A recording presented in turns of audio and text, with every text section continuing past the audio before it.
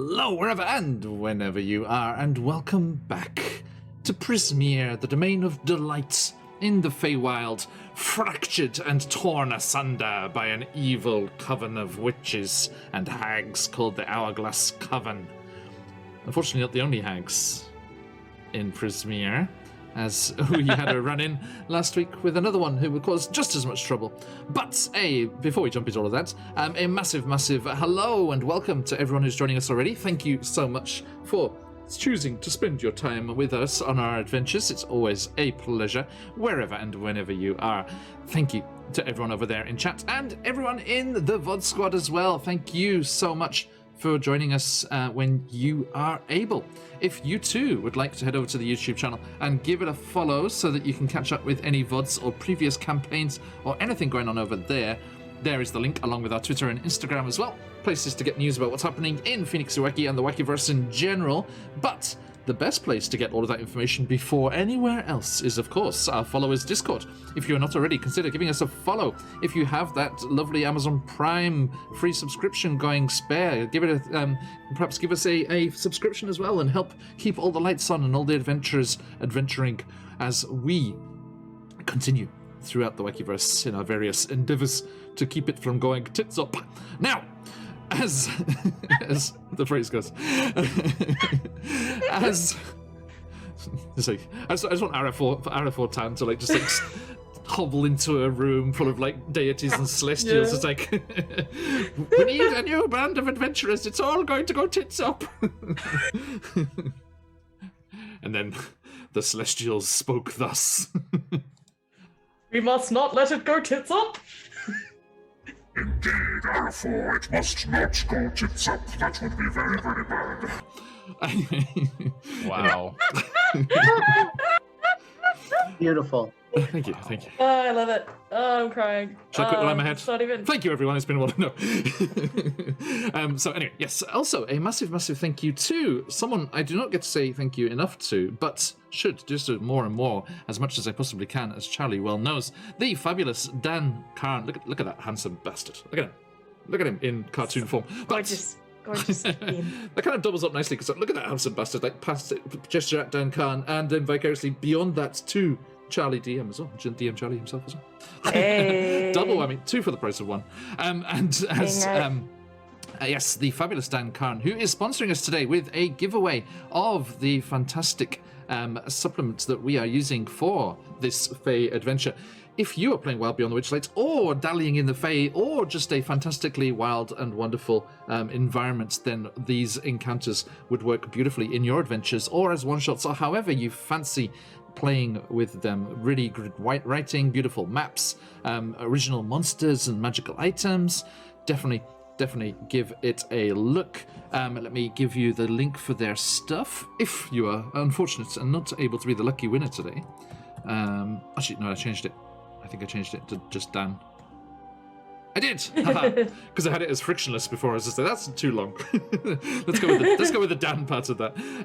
So yes, the fantastic frictionless Dan, one such known as Dan Karn over there on his logo. There is their various bits and bobs, their DM's Guild catalogue, lots of fabulous stuff over there, and their Twitter as well. Give them a follow, give them your patronage, and enjoy their adventures. And also, a massive thank you to the beautiful Sirenscape, because all of those beautiful musics and sound effects and things that you'll be hearing in the upcoming game are coming at you through their beautiful software. Please do consider turning on the lights. There we go. That's a little bit better. Sorry, I was just sat here and just daylight suffused through curtain. Brooding. We're not in Brover anymore. You get out of here a few hours ago. Okay, so by the way, they had a suitably epic arrival in the Amber Temple. And I don't know if Mason told you, he'd animated a skeleton, and they said, go in there and check for trouble. See if there's any traps or any dangers lying in wait for us. And they just sent him off into the darkness alone, whereupon they just heard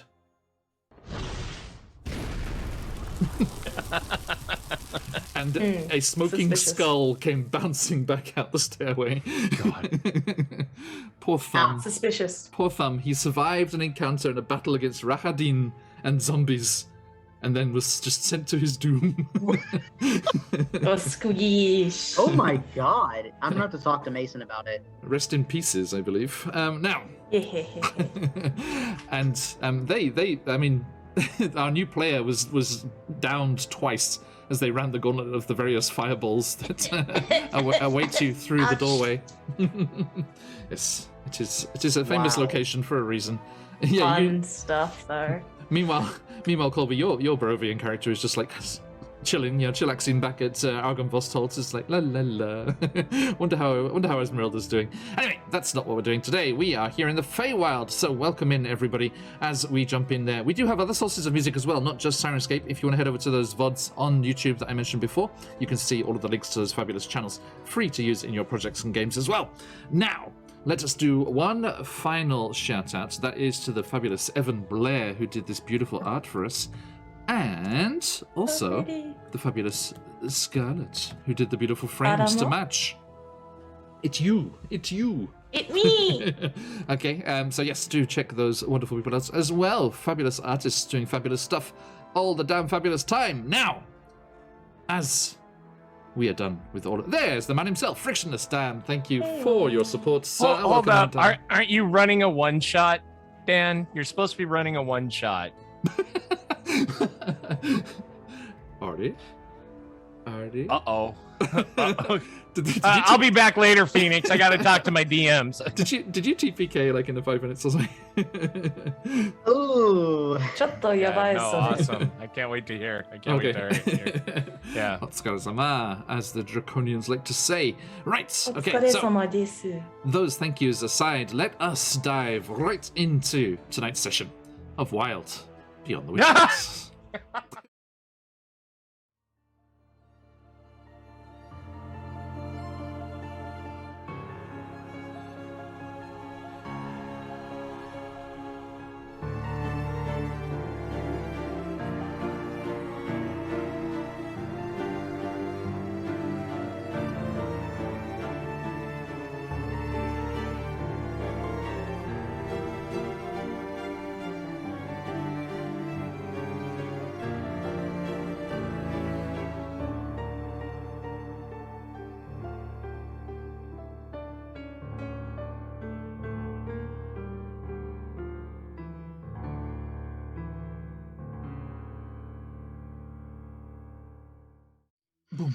And welcome back. Okay, so last time we were here in the section of Prismia known as Hither, accompanied by Thither and Yon.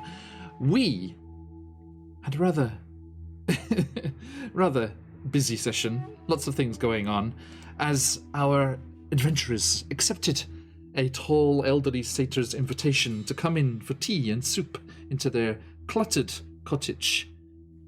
And they entered the hag, so-called grandmother's cottage.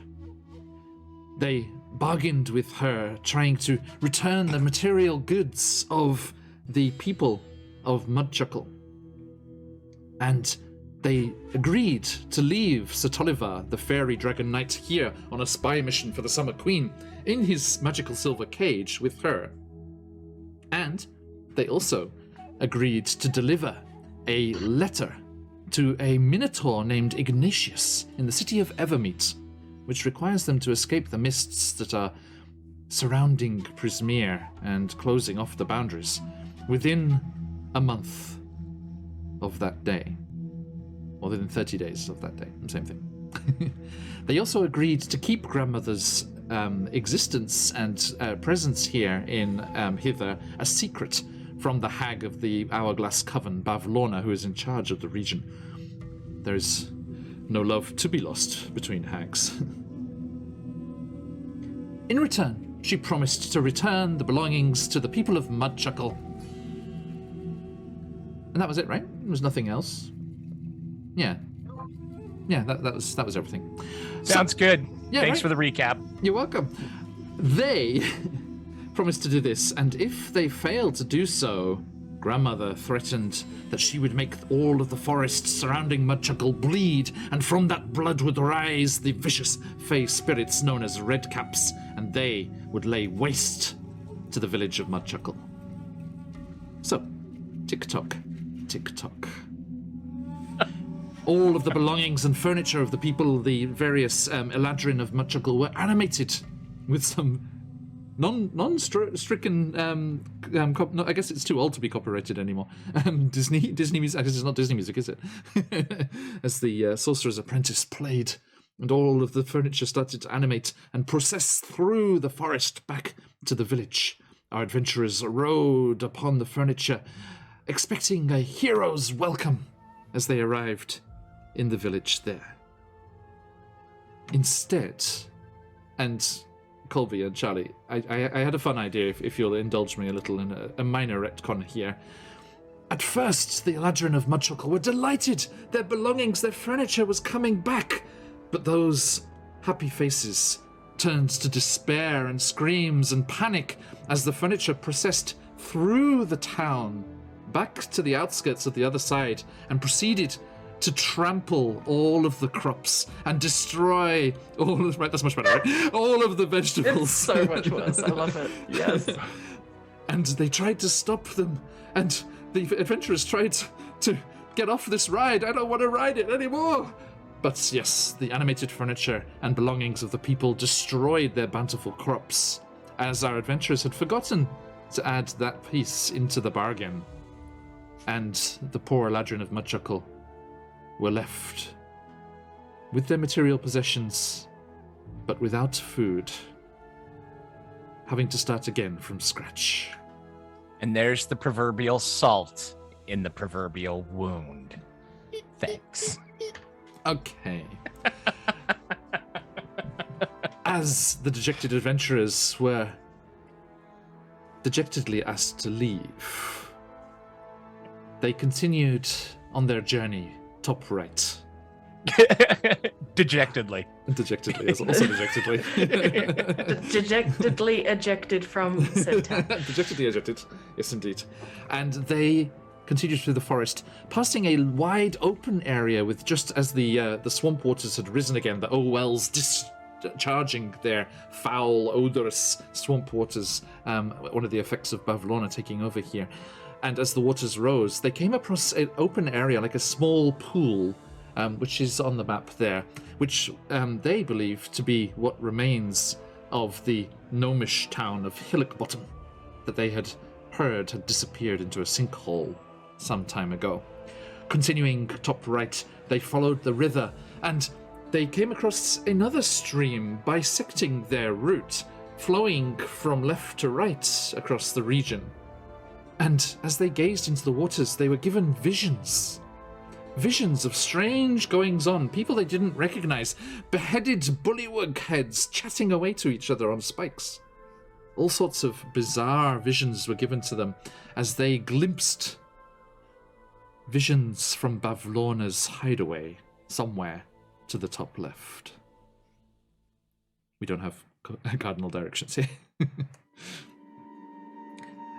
Crossing the stream, they continued towards the Watcher's Pool. And again, Dan, if you're still here, thank you so much for the beautiful label to add to the map. Faultless, absolutely faultless. It looks exactly like all the others. And as they grew closer, they started to hear a horrible, screeching, discordant, wailing sound. And they also discovered a rather chill, relaxed, friendly chap named Ufgunk. A more rural bullywug, if you will, who, quote-unquote, prefers things like lovin' and fishing. As he was just chilling there, a long reed protruding from his mouth, and he was fishing in the river, had caught a few very literal rainbow trout. And he was just enjoying things. Our barbarian friend, the UNT barbarian, was so taken by this tranquil scene that she asked to be taught how to fish as successfully as Afghank does. And he said, oh, it's very easy. And she observed. You all observed, with Abbott munching on some foliage behind you. As Afghank waited until a suitably sized fish came swimming lazily down the river, and then whoom, their tongue lashed out, wrapped around the fish, and whisked it out of the water. Our UNT friend decided that more traditional fishing methods may be in order, and sat down to chat with Afghank, as did the rest of you, trying to ignore, again, this horrible sound coming from the top of where you are. Now, the bullywug fisherman here, Afghank, mentioned that these sounds were being created by something called Devilkin. And we shall get to those in just a moment, after we've heard from these lovely people down here. Corey, who are you? Who are you playing, and where are they at after all of that nonsense? So, hi, I'm Scarlet Song. Mask today and from now on because I want to be more in character. Because Like I'm Corey, playing yes. Corey, the human ranger, who is currently, I think... the slight pause there. Human ranger, yes.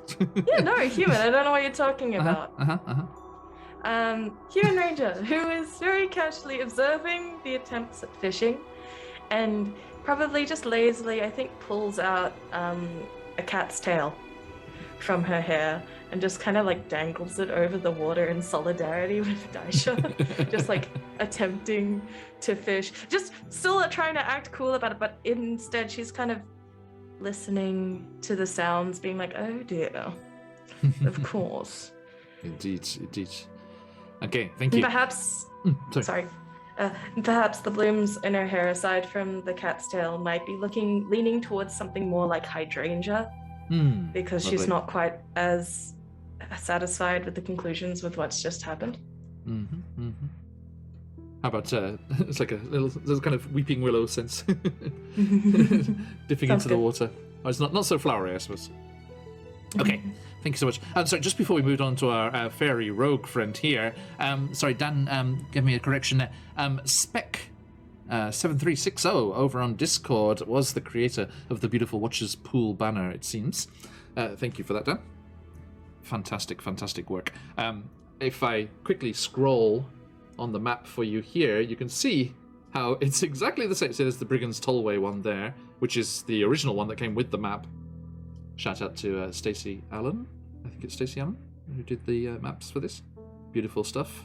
But yeah, look, there it is. It's exactly the same. One of these things is not like... No, that's not the wrong one. That's the wrong song. One of these things is just like the other. Yeah! R.I.P. everyone's ears. Okay, Emin, please. Howdy, everybody. My name is Colby. I'm playing the fairy rogue Emin Pastiche. And he is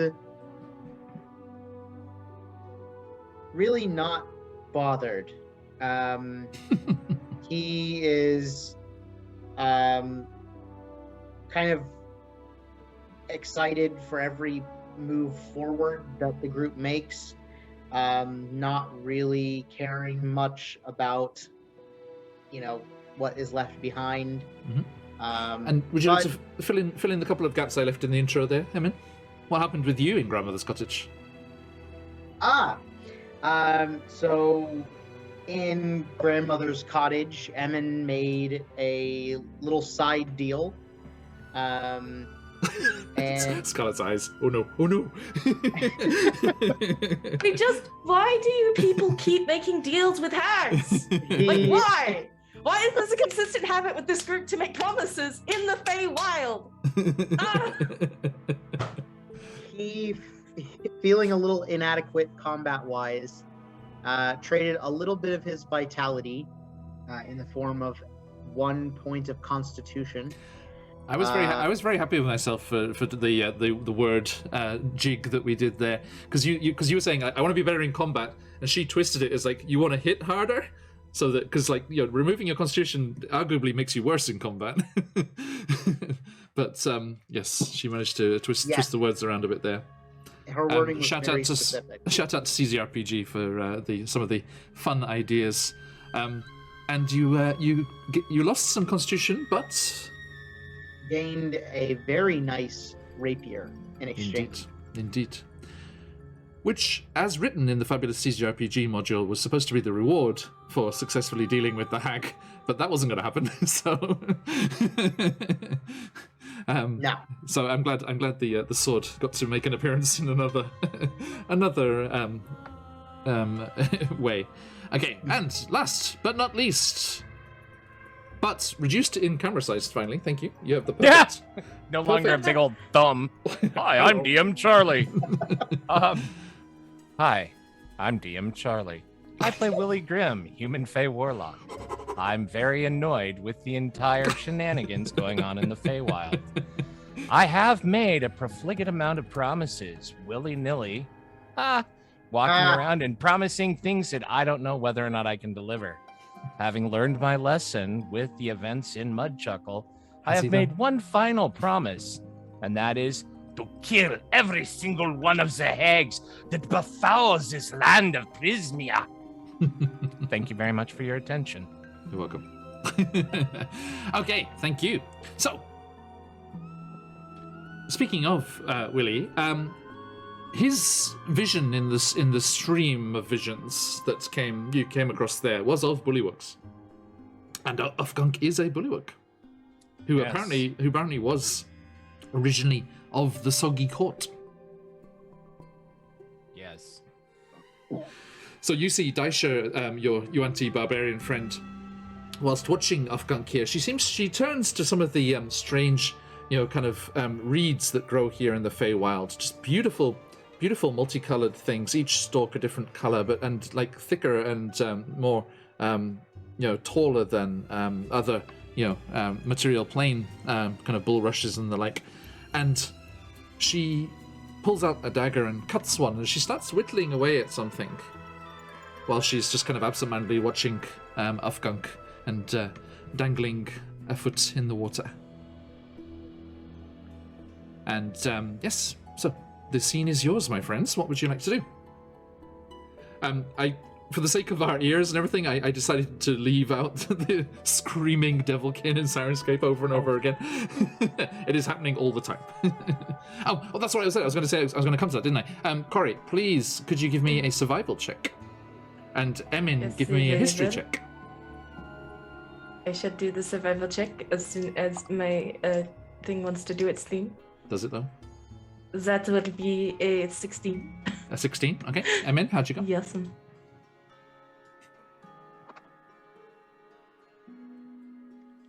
12. A 12. Okay. Emin, you've heard like stories as a child here in Prismir of Devilkin. It was kind of a warning tale, just a cautionary tale. It's like, brush your wings before bed, or the Devilkin will come and get you. And Corey, you, with your various expeditions and goings on here, have heard a little bit more about them. Let me see. Sorry, I believe this is a Frictionless Dan original, so I need to get these things here. They're quite small creatures, and despite their name, they're not connected to the Nine Hells at all. They are Fey creatures. They are local to the Feywild. But they use these incessant screams and discordant sounds to torture their enemies and torment their enemies.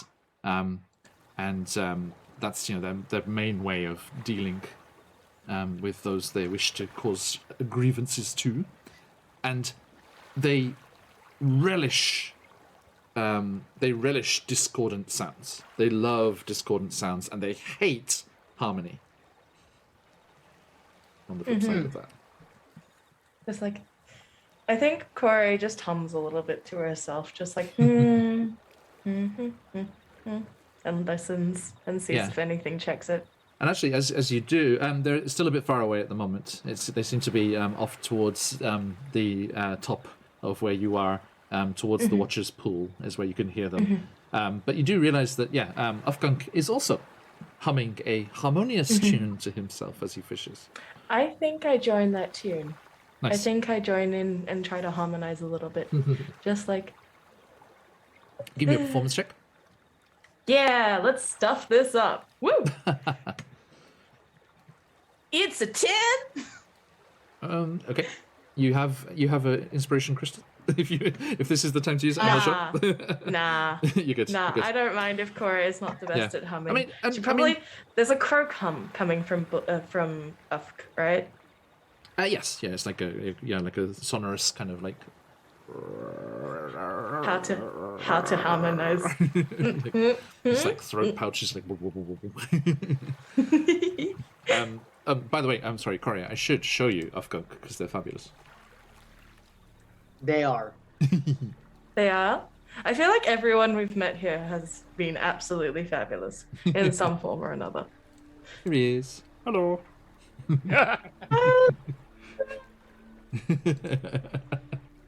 Covered in spots. Are they poisonous? Nobody has licked them yet.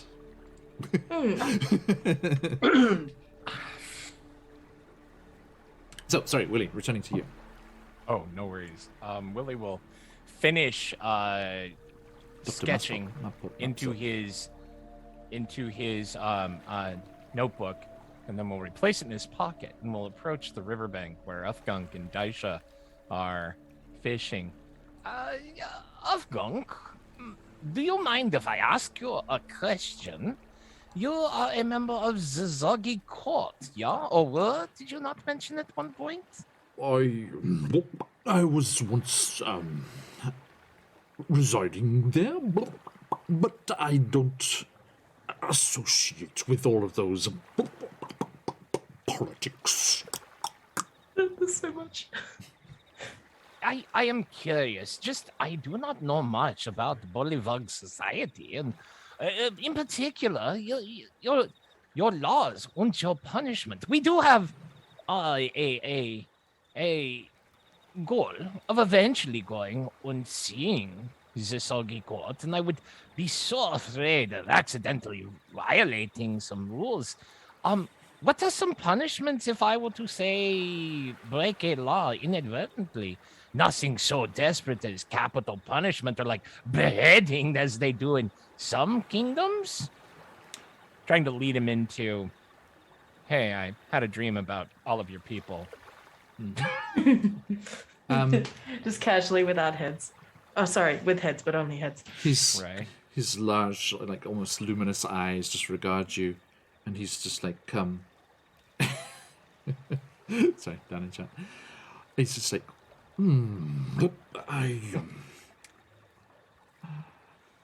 I would recommend a visit to Downfall, but it's not somewhere I would choose to live. I prefer the quiet, relative quiet of these places over in the wilds. I see, but it's still the question remains. If we visit, I mean, to what extent do your laws extend? I mean, nobody surely is beheaded and the head is put on a pike. Kind of narrows his eyes at you. It's a very specific reference. He's like, have you Really unsubtle. have you already visited? No. I just for some strange reason, as we were walking here, coming up left, I got a crazy idea in my head. Well, no offense. The bullywugs might put heads on pikes. Just a bit of paranoia on my part. Surely I am imagining things. Yeah? What are the people of the Soggy Court, as it is called, are a politically driven bunch. Currently, they are ruled by King Gulp the 19th. Those heads that you refer to are the previous disposed kings. Sorry, deposed, excuse me. Oh. Oh. Very, very interesting. It is a very dynamic royalty.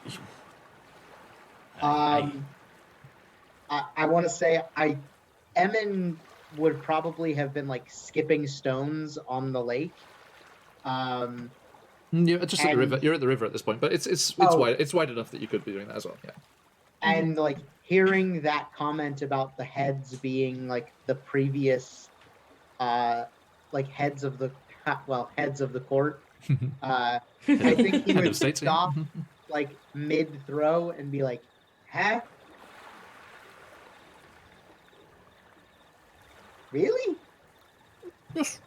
When there's a shift in the power structure of the Soggy Court, the previous king is beheaded and the new king takes control. I don't have time for it myself. But don't worry.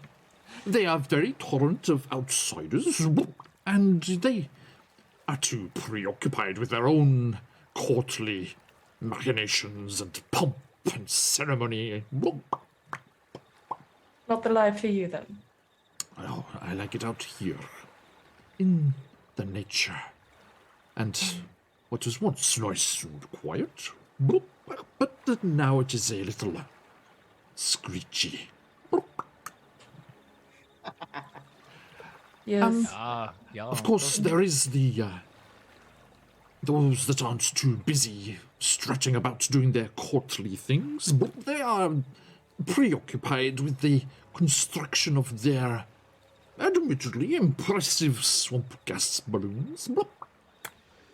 And, you know, that's how Sir Tolivar escaped downfall. Yes. History check. The corpse that was in the basket with him, that was also a bullywug, was it not? It was. Yep. It was. Oh, yeah. Hey, Ace and the Bees.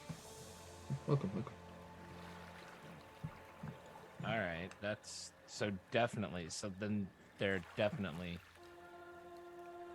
people that are bullywugs that are friendly to Sibilna. And yeah, against the cause, yeah, definitely. But he's like, oh, what's the worst thing? And kind of looks around conspiratorially. The worst thing about that place is the new residents. Ooh. Do tell. It is the center of the Soggy Court, still reigned over by Gurp the 19th, but the center of downfall is where Blavlona is residing. I'm sorry, did you just say Bavlona? Yes, a particularly nasty piece of work. In a hut in the middle of downfall. Interesting. Ace of the Bees, Ace of the Willie Bees. will- It's not a snail, it's a frog. It's a frog. Willie will shoot a meaningful look at Corey and Emin, and I need to make sure something is put away safely in the saddlebags under frog. I thank you very much, Afghan. You've been very your candor is refreshing. Ace of the And Bees. Sorry, I feel bad. Ace of the Bees is perfectly all right. It is a token of a giant snail, but Emin, our fairy rogue here in the middle, has a deathly fear of the swirling pattern of snail shells, and to aid him in his situation, other adventurers have tried to convince him that the giant snail called Abbott, and yes, I'd die for them is the correct response, Abbott is in fact a frog, and they have a small drawing of a frog's face attached to the slime on its head. Sketched that. Yes, indeed. It's on Twitter, eh? I think so, yeah. But yes, you are correct. It is a giant snail, and they are fabulous. Here they are. Hello. Yeah, they are fantastic. I love how the bottom eye stalks look like a moustache. Yes. Getting to the foot of the matter. Snail anatomy. And look, they have their attendant butterflies as well, which is nice. Any hoozles. Cora sees that, like, kind of makes this like huge sigh as she's like still dangling this one cat swiller over the water, hearing the screams in the distance, still humming to herself, just like, well, are we still heading top left, top right at this point, or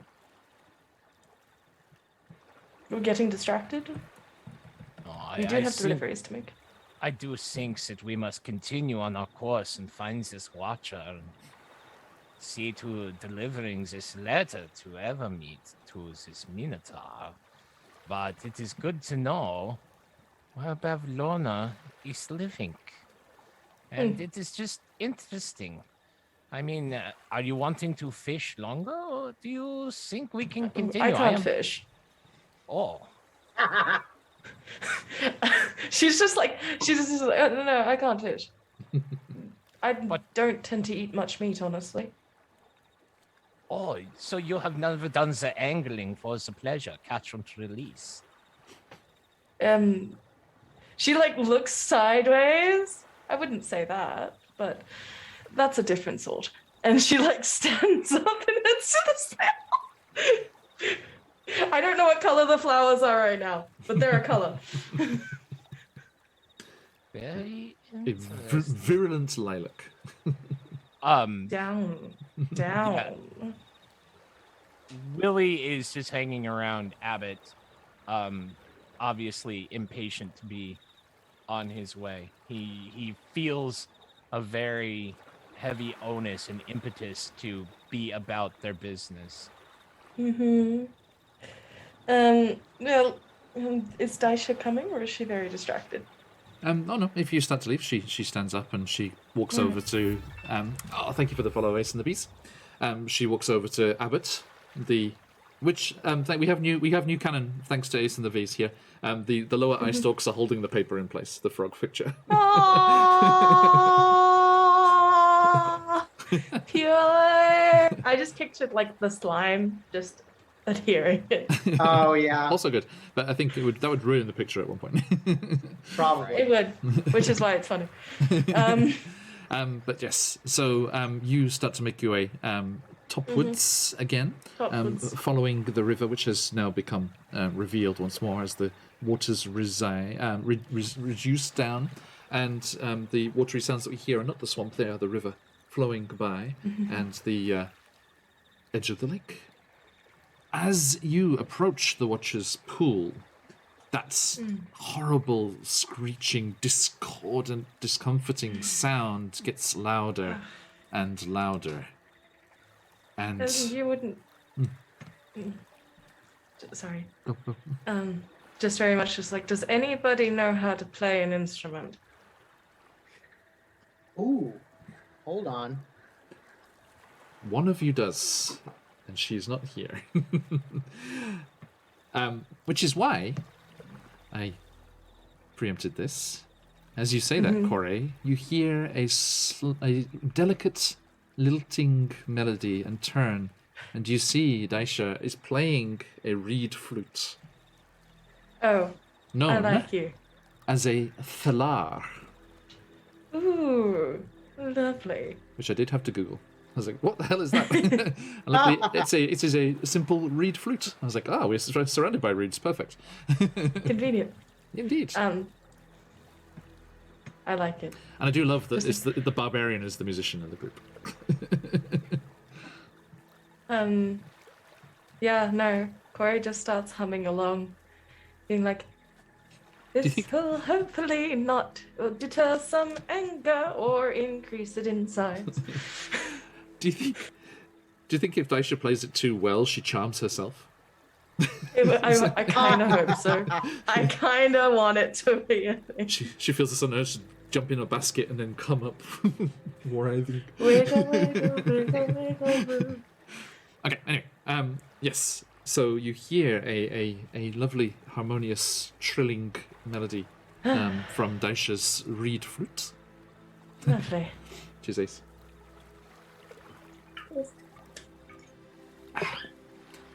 Hello, bees. I wish I had that Hello, bees emote.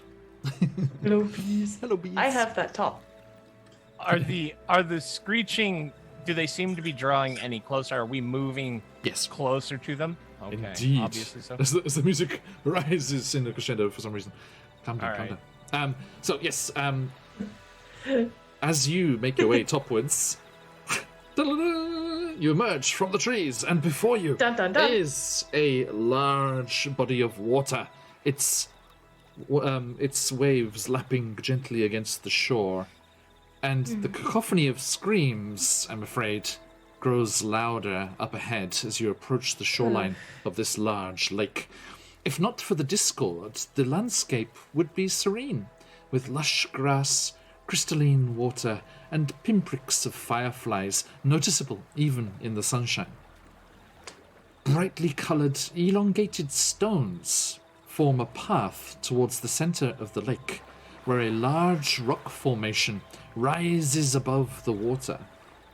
A cave mouth is clearly visible, though it's too dark to see inside. Perched on precarious supports, a wooden hut balances haphazardly on the island. And in front of it, two winged creatures appear to be the source of the raucous screeching.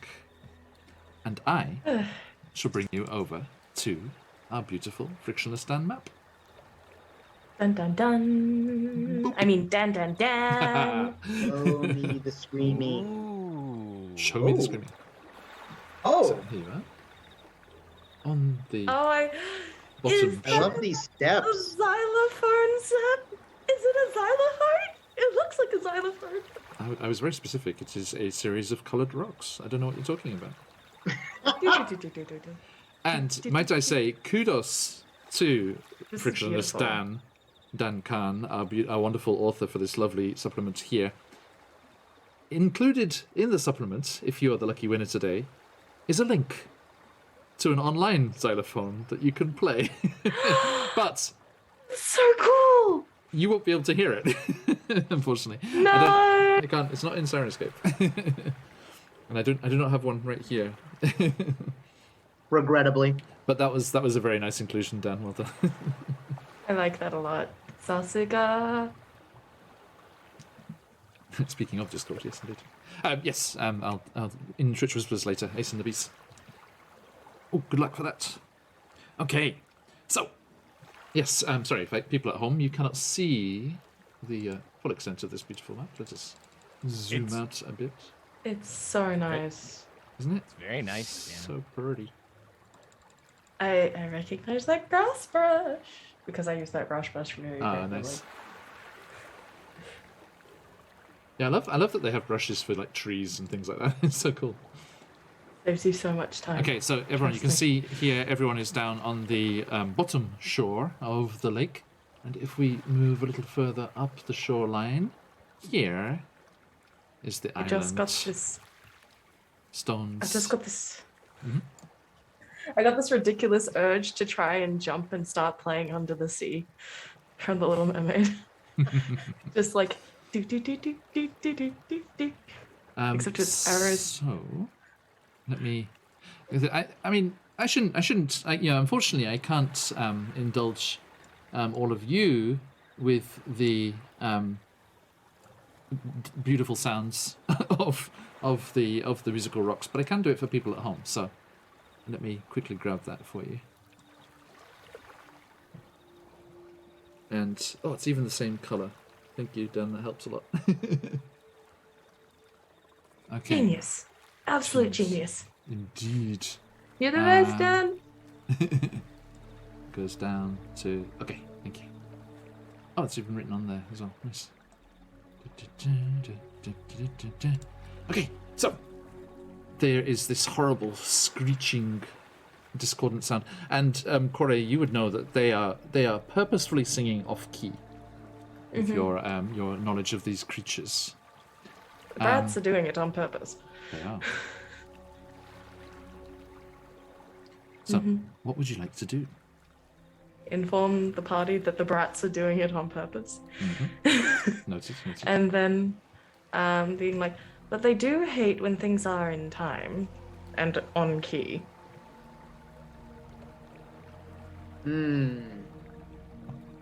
So if there's a way to amplify, if anybody has a method to amplify, the gorgeousness that is this, which is infinitely soothing on my ears, darling. That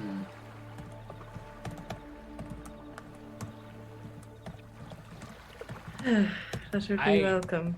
I don't have a way to amplify your humming, but with my spell, the spell, I am able to make a short melody of musical notes, and this I can cast every few seconds. So perhaps playing a few notes repeatedly might... Well, what might it do? I don't know. Would it enrage them? Would they come and attack us? You'll tell me, Corey. I wouldn't know. I only know that they hate good music. They appeal to off-key music, and they're currently torturing something, which I'm assuming is after the friend we're in the midst of searching for. Given that I do not see a snake with antlers anywhere nearby. Do you see a moose with a do you see a noodle moose? Is there a noodle moose around? Sorry, the watcher. Do you see a watcher around? Noodle moose. 9. I do not see the watcher. And I have been watching for it. Who watches the watcher? Let's DC Comics, apparently. So the other problem was my spell. It's Sorry, only wait, can I just say very sorry? close. Just before I forget, because I will forget promptly. I just rewatched Aquaman, and Aquaman is such a D&D adventure. Like the puzzles and the quests and the picking up of allies. yeah. I thought that when I watched it in the cinema as well. Sorry, Willie, excuse me. No, quite all right. Noodle moose. My wife is enamored of that movie, and I've watched it more times than I care to count. Yeah. So she likes the plot and the action. I'm sure. Yo, Jason Momoa is a damn fine dream, though, because gosh, thank you for pointing that out. I appreciate that. I over here, as a straight man, have a huge crush on that man. Yeah, he is pretty fine. By the way, there are calls in chat for Noodle Moose, and let me show you, said Noodle Moose. A hog-nosed snake with antlers. That would be funny. Actually, you know what? No. That's kind of what I pictured, honestly. You have to find them before I show you. Yeah. You have to earn the Noodle Moose. That's fair. Well, a good way to earn the noodle moose is by shutting up the things that are currently making far too much noise for their own good. Mm-hmm. So please, yes, are you stealthing forward, or how are you proceeding? Willie, I don't know, man. Let it rip. Let's see what happens. I was about to tell you, however, in order for them to hear the cantrip, I must be very, very close as I am to you now, Emmon. That's close, really? It does not go very far. 9. It is a very small effect. They are well over 60 or 70 feet away. I don't think my magics will reach that far.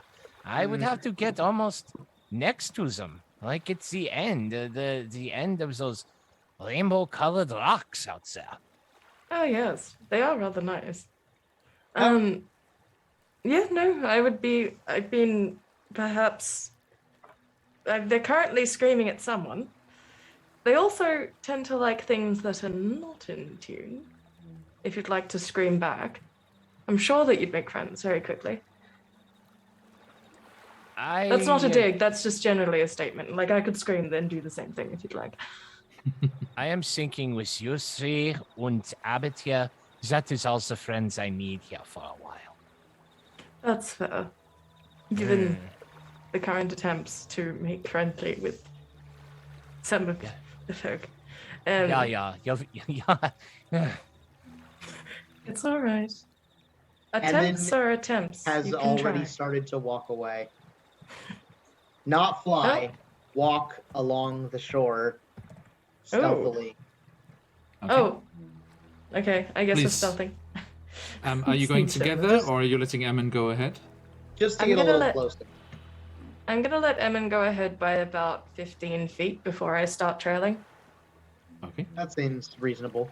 And Willie will let about 20 feet go between himself and Kore before he starts following. However, Okay. he will ready expeditious retreat as a reaction should the creatures come charging forward and appear Noted. to like they're going to attack him. Okay. Yes, I will prep my crossbow actually. Okay. Emin, please make me a stealth check.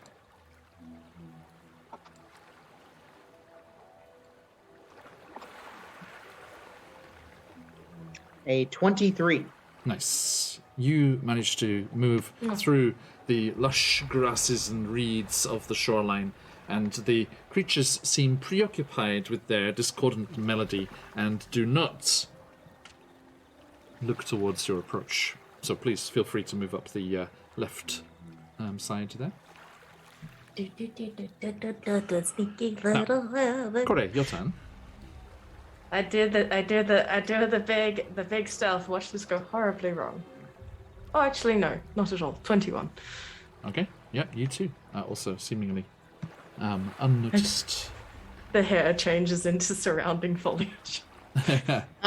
Willie. And the bush. Ahaha!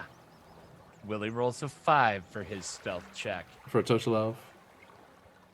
Oh. Yeah, a total of 5. Okay. Daisha rolled. I got a 10 for Daisha. Okay. So you start to sneak up the edge of the bank. Emin, you will reach the coloured stones, and Corey, you'll be. You said 20 feet behind. Yes. 15. 15. Sorry. Yeah. Please put yourselves where you are. Feel free. Emin, feel free to head over here. 1, 2, 3. Yeah, be in the bushes. Okay. And Willie, where are you? Daisha's kind of keeping you safe and keeping you company there. Aww. Okay. Yeah, defend. Defend the noisy boy. And Defend the visitor. defend the squishy one. And Emin, what do you do as you get that close?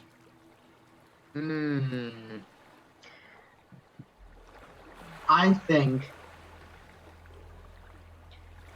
that Emin is going to take out one of the pond skipping stones that he pocketed, and he's going to try to hit one of these rocks with it. Sure. Okay. Closer, maybe the green rock. The fourth one along there. Yep. Yeah. Okay. So roll me. Just roll me a d20 plus your dex. Okay.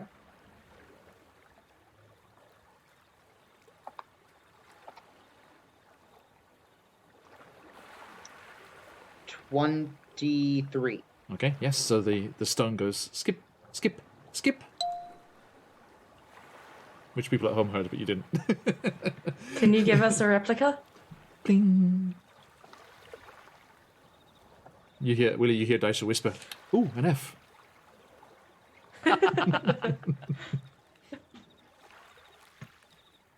Huh.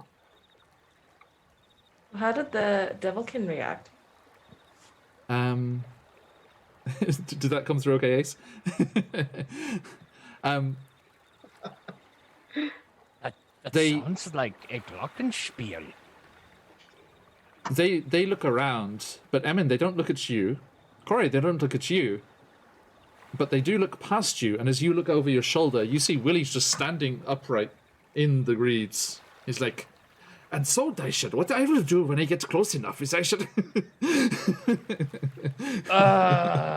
You just see a UNT barbarian arm just up, like, grab the scruff of his collar and just pull him down into the reeds. And there is a screeching squawk as the creatures notice your presence.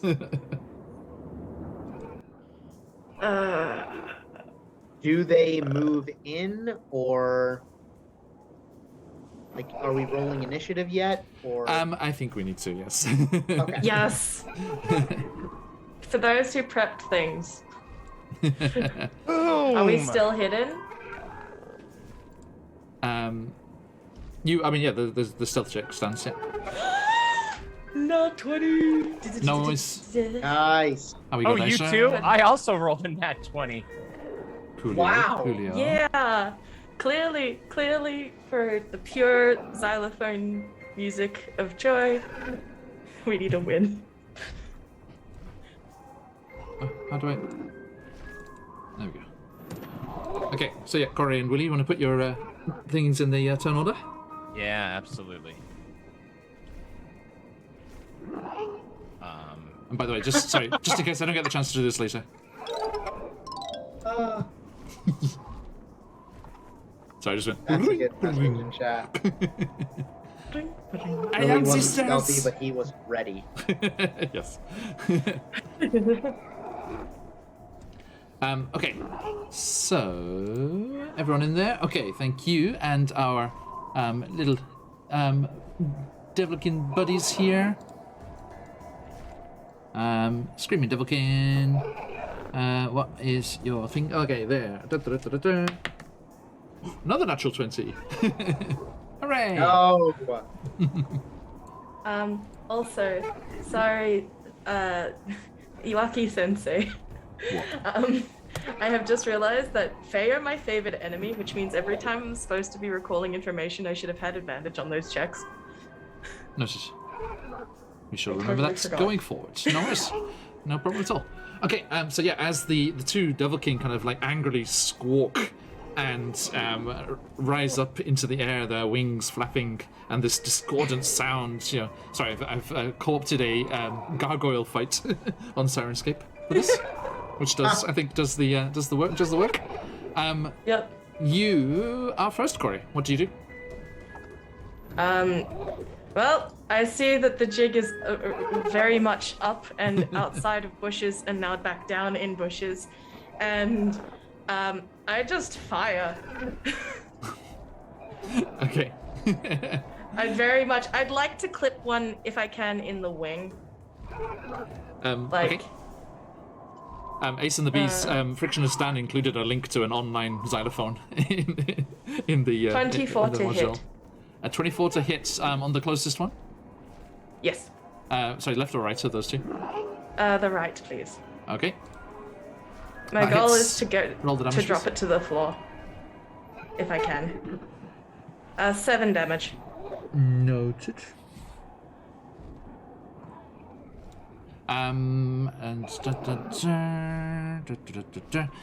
You, Corey, and anyone else that speaks Sylvan hear it screeching. What? What are you? No, what is this? Get away from here! And it takes that damage. 7, you said, right? 7, yes. Yeah. And she's going to try if she can, sneaky. She can sneak closer towards Emin by like just an extra 5 feet. Just be nearby in case in case I need to help. Okay. Thank you. So.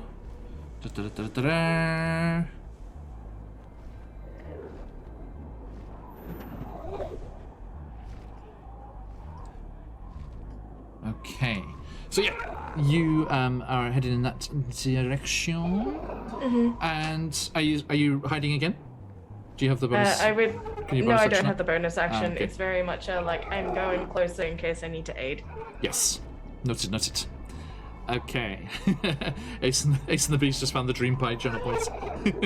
Like I said, Ace and the Beast, yeah, it was Curse of Strahd was our first ever campaign, so we went with Dream Pies. Okay. Indulge at your own risk. Which brings us to said Devilkin. They are going to... Let's see here. Fly... Well, one of them will fly towards you, Corey, seeing you where you are now. And they... Okay, so as you said that, I saw the bee emote fly over, and it looked like it was drifting over at the same time. And this one will fly out over the water towards where Willie, the one I got in where the Willie wing? was. Yes, it is. Okay. Let's see here. Okay, so yeah, they come flapping towards you, and they're still screaming out that song of theirs. Actually, I think they'll dash. They'll dash, so they're just like they're sort of hovering over you. There, you just see them.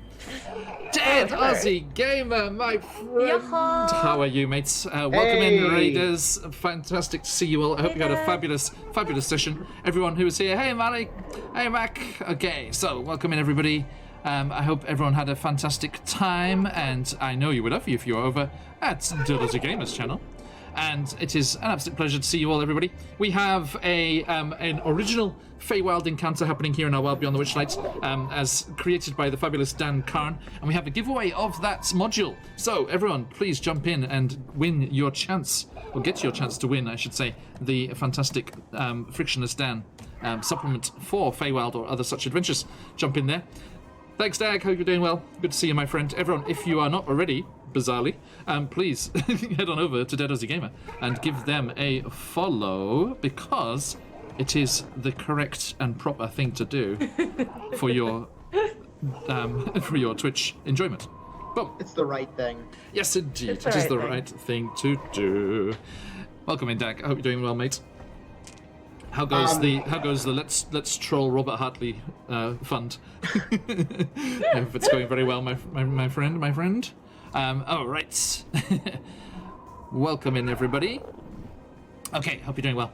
So, yes, they have given away their presents to these Devilkin, these Fey entities, as represented by these cockatrice icons. And they are flapping angrily towards you as you have disturbed their rest here. Oh, damn. Disadvantage from Malakissa for you, Willie. Our friend's great. Thank you, Malakissa. Disapproving. Two words, Mal. Banhammer. Yeah. All and right. This one is flying over towards Willie and Daisha. The one that flew over, it didn't come close. Thank you, Mally. Did it pass close enough for me to get an attack of opportunity? Because it didn't see him, right? It's up in the air, so it wouldn't have. Okay. Yeah, because it's flying. It was on top, like the kind of diagonal path it took. It wouldn't have because it was like it's on top of the island, right? It wasn't at water level. Oh yeah, that's a good point. It would have just gone straight. Yeah, it's gone down. Okay. I figured. All right. Which brings us to Willie with Emin on deck. Right. Willie, seeing the creature come forward, will use the reaction because it came at him, pop the expeditious retreat, will pull out one his thing light first, sorry, my grasp- friend. Sorry. sorry. Important notes here. I need you to make me a wisdom saving throw, please, as their ceaseless screaming gets into your mind. Do I have to do that as well?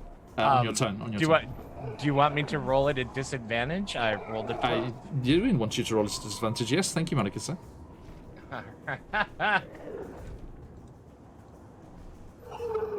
Shit. Didn't think I could get worse than a 12. Got a 10. Fantastic. So, Monica, Oh my thank god. Thank you very, very much. As Trying to kill him. Very close. The 12 would have done it. The 10 does not. Oh my god. It's only because she's a good friend and she only does it to people she likes. So I know that by kicking me, she's actually saying, "I like you, DM As the Charlie." screeching gets loud. Yeah, I'm the same, right? I say that to my students. Like, I tease some of my adult students. It's like, I only tease people I like. Yeah. As the screeching gets louder and more discordant and into your ears, you collapse to your knees in the mud and put your hands over your ears, and you are incapacitated until your next turn. Wow. The start of your next turn, which is the good news. Scheiße, du hast meine Geschlechtsbuben. Which brings us to who was next? Emin Pastiche, That would be also me, needing yeah. to make a wisdom saving throw, please. Oh boy. This may not go well. Oh, 18. 18. Okay, you are unaffected. Sweet. I am going Get up close and to. personal. Yeah, I'm gonna move over and up if necessary, GM Workshop, my friend. Hello. and I'm going to. Well, hold on. How far up would you say it is? At the moment, it's about like having come to the end of its flight. It's like 10 feet off the ground. Okay, so I can't get sneak attack on it. Ace and the Bees, absolutely. Yeah, please. Do But, that advantage channel point thing. Yeah, definitely. You can, because I'm within 5 feet, maybe? Or is it too high off If the it's ground? 10 feet up, Thank you. then I don't. Well, maybe. Yeah, it's 10 How feet. tall I mean, is Corey? 5'4". yeah. Okay. So would it be within 5 feet of Corey? It is. Yeah, it is next to Corey. Yeah. But it's like Sneak attack, diagonally baby. one scare above her. Yeah, there you go. And GM Workshop, thank you for noting that something had been sent my way. Inspiration for the DM. Rollbacks. I noticed that. Thank you. And kept quiet, I noticed. See, All right. GM Workshop. We got those DMs. We got to stick together. The players are against us. Don't know why. It's very strange. I'm gonna. It's not true. Like, It's not true. as We're just playing this game Emin together. comes up out of the brush, he's gonna. Do you just like he's gonna- emerge out of the reeds, like Yeah. freaking Apocalypse Now out the water? What is it, Rambo style? He's got like mud on his face. Yes! Oh my gosh, what is it? It's Predator. Yeah, there we go. Yeah. Anything in the 80s that was in a jungle and involved fighting, yes. He's going to take out his very fancy, shiny new rapier. And I got a dirty 20 to hit. Bloody 20. That'll hit.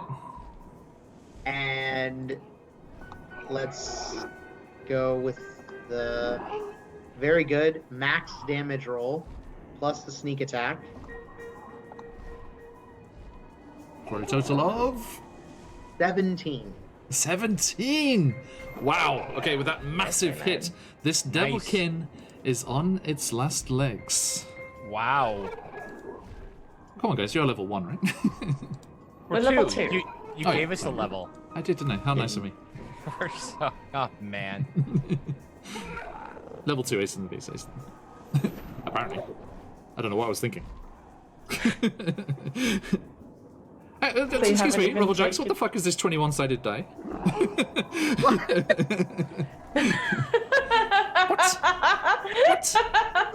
That's a genius emote, by the way. Whoever's that is, congratulations. Hey, who's it? Nat21A, Nat21. No, it doesn't help. That's the channel's called Nat21. Okay, right. Thank you. Anything else on your turn? Nope, that's it.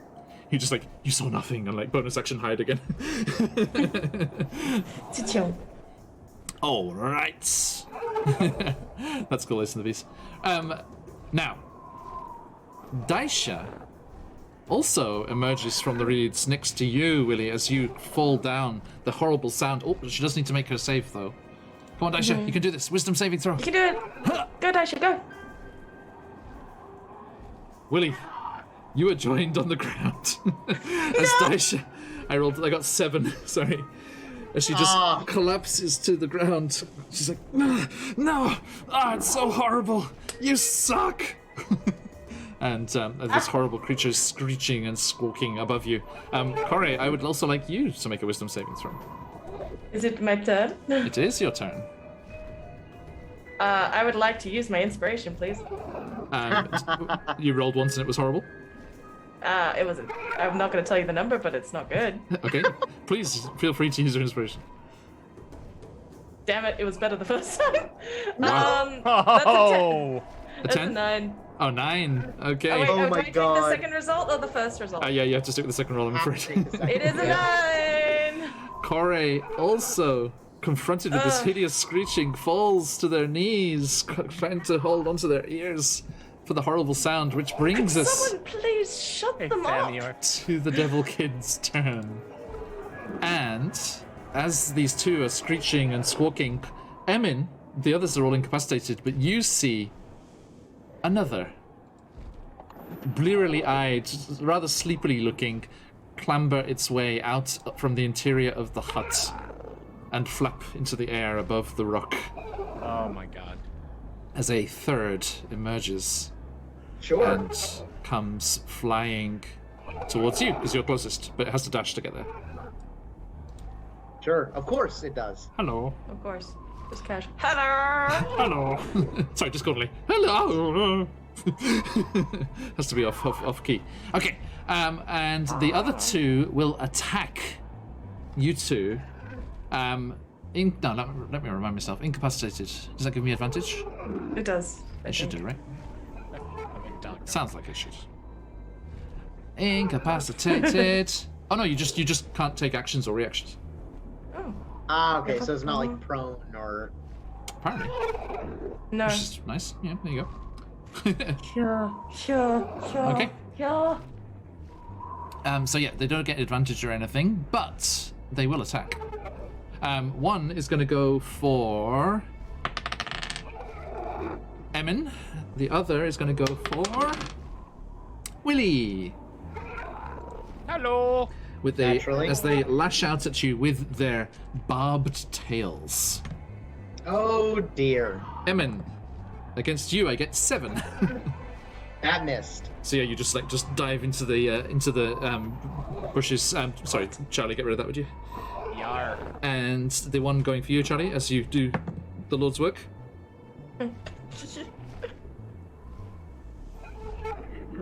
Would it hit? Sorry, I'm just going to let you finish. Getting rid of that spam. There we go. Yeah, just click the username and then there's a little kind of no entry sign kind of looking thing. Oh, there it is. Sorry, I clicked the wrong. okay. Yeah, I thought it did it not ban? Oh, there we go. There we go. It Thank you very is. much. Okay. Bye-bye. So, thank you for your good moderator work, and I reward you with a natural 20. Except, Oh, what? except I rolled it, which is not really a reward. Okay. So, Okay. Stop killing the wizard. the tail lashes out, and the barbed spines stick into your side for a total of 8 damage. Are you down? 8 piercing. I No. should hope not. Mein Gott, I am almost killed. Ah! Okay, if you've got to Just focus that finished those healing. phoenixes fly, even the DM deserves a d20 from time to time. Right. A natural And every 20 from time campaign to needs a time. punching bag. It's supposed to be the tank, isn't What? it? What? Okay. Dice is literally right next to you as you take all of the damage. Willie, wisdom saving throw, please. Oh, for blank sakes. It's clear by the way I'm rolling. I have definitely tanked. Yes, by the way, yes, he is. He is a warlock, not a wizard. Yeah, 11. Oh, 11. that's right. 11. Oh my god. Meets it, beats it. Come That is the on. magic number. Oh! Yes! You may proceed with your turn. Oh, thank God. Excellent. Willie, blood gushing from the wound in his side, grasps it and looks up. My God. I have had enough of you, you disgusting creature! And summons his fey presence, the power of Sibilna. Flee, you beast of hell! It is a DC 14 wisdom saving throw, and will become frightened if it fails. Nice. DC 15 wisdom saving throw. Not very wise creatures. DC 14. DC 14? Okay, it's okay. I got 7. So Nice. it is frightened of you. Thank you, Baron Dragonborn. There's an ally. Very cool. Yeah. Nice. And then with my bonus action, Willie will stand up and cast that Expeditious Retreat because he's going to run this thing down. That is my turn. Thank you very much. You are welcome. Okay, thank you. Right, so that brings us to Emin Pastiche. Roll me a wisdom saving throw, please. You got this. You got this. You got this. 16. Okay, you're fine. Woo! Doomkoffs. All right. So, we're gonna take another swing at this guy who's about to die. Does a 9 hit? It does not. Yep, I was afraid of As that. it flaps its wings and gets out of the way. Well, in that case, Emin, I'm gonna use a bonus action to disengage. Okay. If I disengage, does that only work on one enemy? No, it's all attacks that round. There are no opportunity attacks that whole round. So you can even run past someone else and you'll be fine. Emin is going to disengage and come over here and start running. Hang on. Yeah. Okay. Yeah. 5 and So yes, you skip onto the redstone first, and then the orange. yeah. Okay. 2. I think I can make it to there. So he's gonna hit the first 3 Indeed. steps. Do re mi, quote unquote. And stop there. No, just do re mi. Stop it. Not yet. Yet. Kieran. Do they react to that? They kind of they look around angrily. Yes, as that happens, definitely. Let me just remind myself what.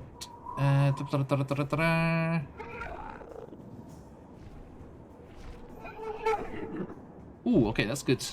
Let me quote something from the module here, which is going to pop up in a second.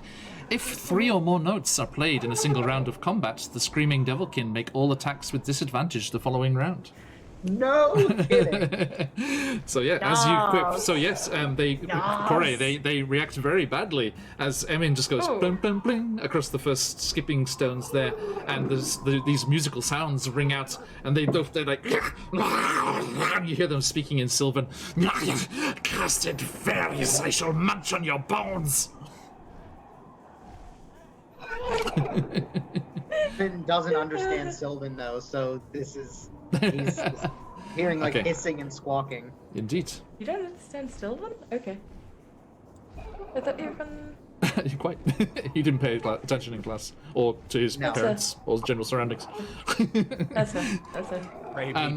Okay, which brings us to Daisha. Come on, Daisha. You got this. Wisdom saving throw. Daisha! Okay. Damn it. It was on a 16 and it just went onto the 3. You kidding me? She's like, ah, Daisha, it's so lay it down." bad. It's so bad. Okay. Her musical ears are so tuned to like Indeed, nice apparently. music. that- Corey, wisdom saving throw. Wasting saving throw, that's it. How about it? 23. Nice, you're fine. Go.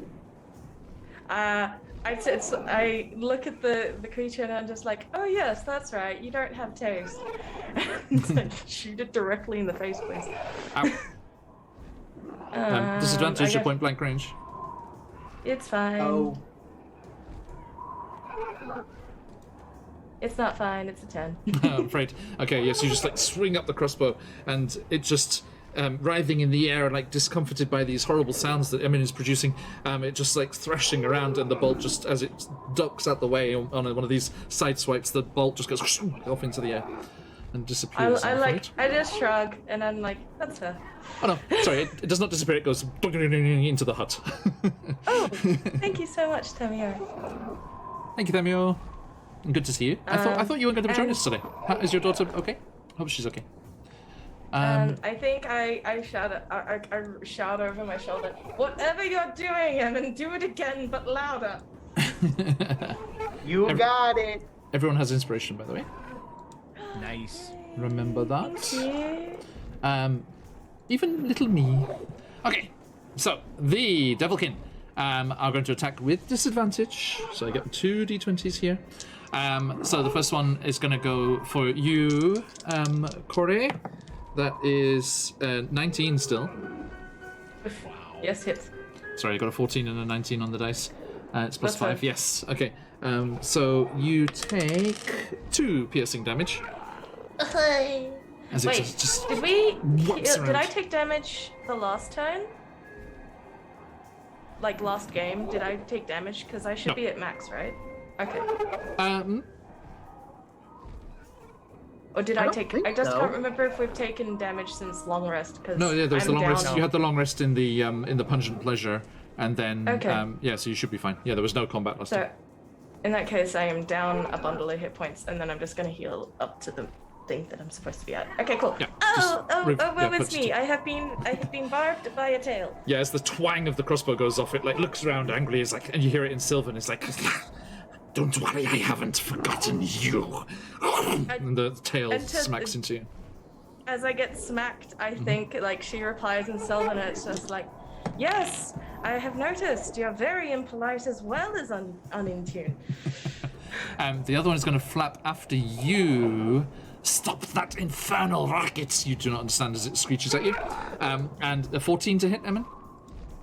That misses. Okay, so yes, you duck out of the way, and it goes for Daisha.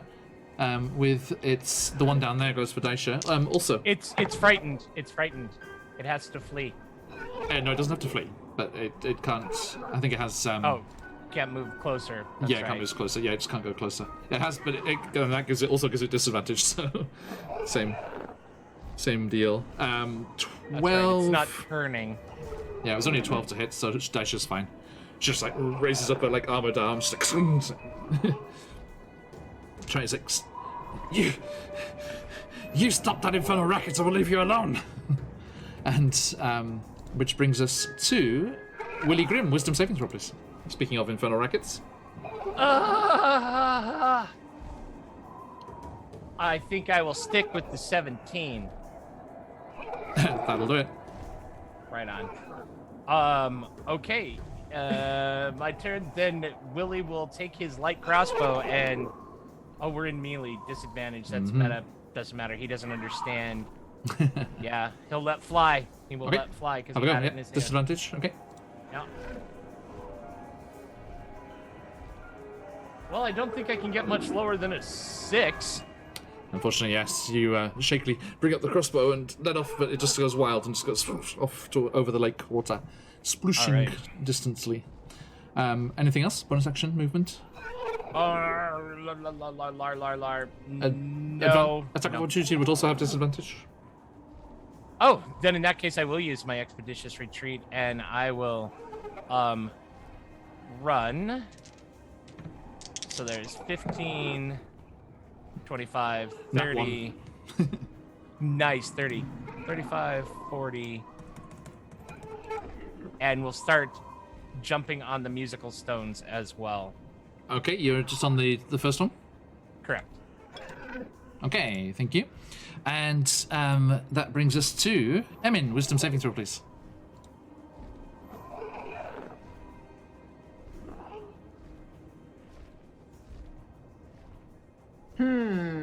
Inspiration, please. You're gonna use that? Okay. Yeah. Oh my god, not Fine. you two. How'd you go? 5? 5. Okay, yep, so as the creature catches up with you, it sings even louder, screeching even more discordantly, trying to overcome this musical sound that emanated from, and you collapse to the stone in discomfort. Okay. Does my collapsing hit the stone and Thank make you, the Fanny. sound again? You stood on it already, sorry. Oh, okay. And it would only be 1 anyway. Thamior has given you inspiration back. Thank you, Thamior. Bless. Okay, which brings us to Daisha. Come on, Daisha, you got this. Wisdom Come saving on, throw. Daisha! Save the day. Okay, just passes with a 12, and Thank God. she rises up out of the reeds and rises up a reed flute. I think music is the answer here. And she starts to play a beautiful tune with a performance check. Go. Wherever she has advantage, give it to her. It's okay. That was a 13. She has +3. I rolled a 10. She has a +3 to performance. She starts to play a beautiful tune on this reed flute that she fashioned up by the riverbank. And as she does so... Let me double check the wording here. Yes, she starts to play this beautiful song. And as she does so... where is it? I've lost it. Sorry, these are the kind of things you need to take notes of and not search for in PDFs. No faults of the creators at all. Just little things you need to take out. Actually, no, it wasn't a DC 10. It was a DC 12. So just the 13 was just enough. So yes. She whips out this reed flute and starts playing this lilting, jaunty, harmonious song. All three of the Devilkins start to screech. And let's see. Yes, they all start to screech and squawk, and they come down to the ground in their various positions there and cover their ears with their clawed hands, and they may not take any actions. Oh, wow. Whilst the music is playing. Yes. So she kind of looks meaningfully, Daisha looks meaningfully towards you, Corin. She nods towards the cave and continues to play. And she kind of looks imploringly towards you, Emin. Suggesting perhaps that you might come and protect her while she is performing. That's fair. Thank you, Baron. So you're going to head on over to where she is? Yeah, absolutely. Okay. So yeah, you skip back across the stones, playing 3 notes in a row and causing them even more discomfort. Boom. Yes. Corey, don't yas over my beautiful xylophone playing. Sorry. I can't hear your beautiful xylophone I know, playing. I apologize. Reason in itself to get the VOD. There you go. 3 blind mice. Okay, right. That's what it was. Dun, dun, dun. Okay, and hey, Hops and Dragons. Hope you're doing well. Hope you had a fab session. And you skip across the stones and rush back to your UNT friend Daisha's side, as in real life Colby dashes to, in real life, Stephanie's side. And we bid you adieu, good sir. Yeah, have a good night, guys. I'll see you next time. Thank you. After Take care, that, mates. yeah. See you soon. Bye, guys. And everyone, let everyone shout at you in chat. Everyone shout a huge good luck and congratulations preemptively to Emin, because we will be skipping a session or two for various reasons, celebratory reasons all around. But not least, and perhaps most importantly, because Emin and Daisha, in real life, Colby and Stephanie, wonderful friends of ours, will be getting married next weekend. Yay. So, huge congratulations to you both. Thank you, Lots and guys. lots of love from all of us. It's been a pleasure to know you and see this coming together, and all of the shit you went through to get this sorted. So, have an absolutely fabulous, fantastic day, and you deserve all. Come in. Get in here, Daisha. Yes, huge preemptive congratulations and all the love from us. Thank you guys so much. Have a wonderful time. Big hearts. Bye, guys. Okay, so yes, where are those phoenix's hearts? Let those phoenix hearts fly, everyone. Oh, not the heartos. Okay. Oop, I know, cover up the janky overlay for a second as well. Okay. Willie, why are you not where you were? Willie is fine. It's me. I'm divided between 2 sources. Oh no, it's fine. There we go. Oh, I'm back. So we Yahoo. Yes, okay. Willie could shift a wee bit. Sorry, Willie, I thought I'd sorted it before. Yeah. I apologize. 신발 신나이래. 신발 시리요. 이다요. Okay, sorted. Right, okay, so there we go. Yes, we are all accumulated over on the side here now. Okay, so everyone, Can there I we high five? Do I high five Lily? Yes, all if the I do hearts this? in chat. Yes, lots of love to our wonderful friends Colby and Stephanie. And a beautiful marriage, which had various COVID shenanigans get in their way. But it is happening. So, as this beautiful lilting tune plays, let me drop back as we're out of combat here. We're out of initiative. And where are we at? Where are we at? Here we go.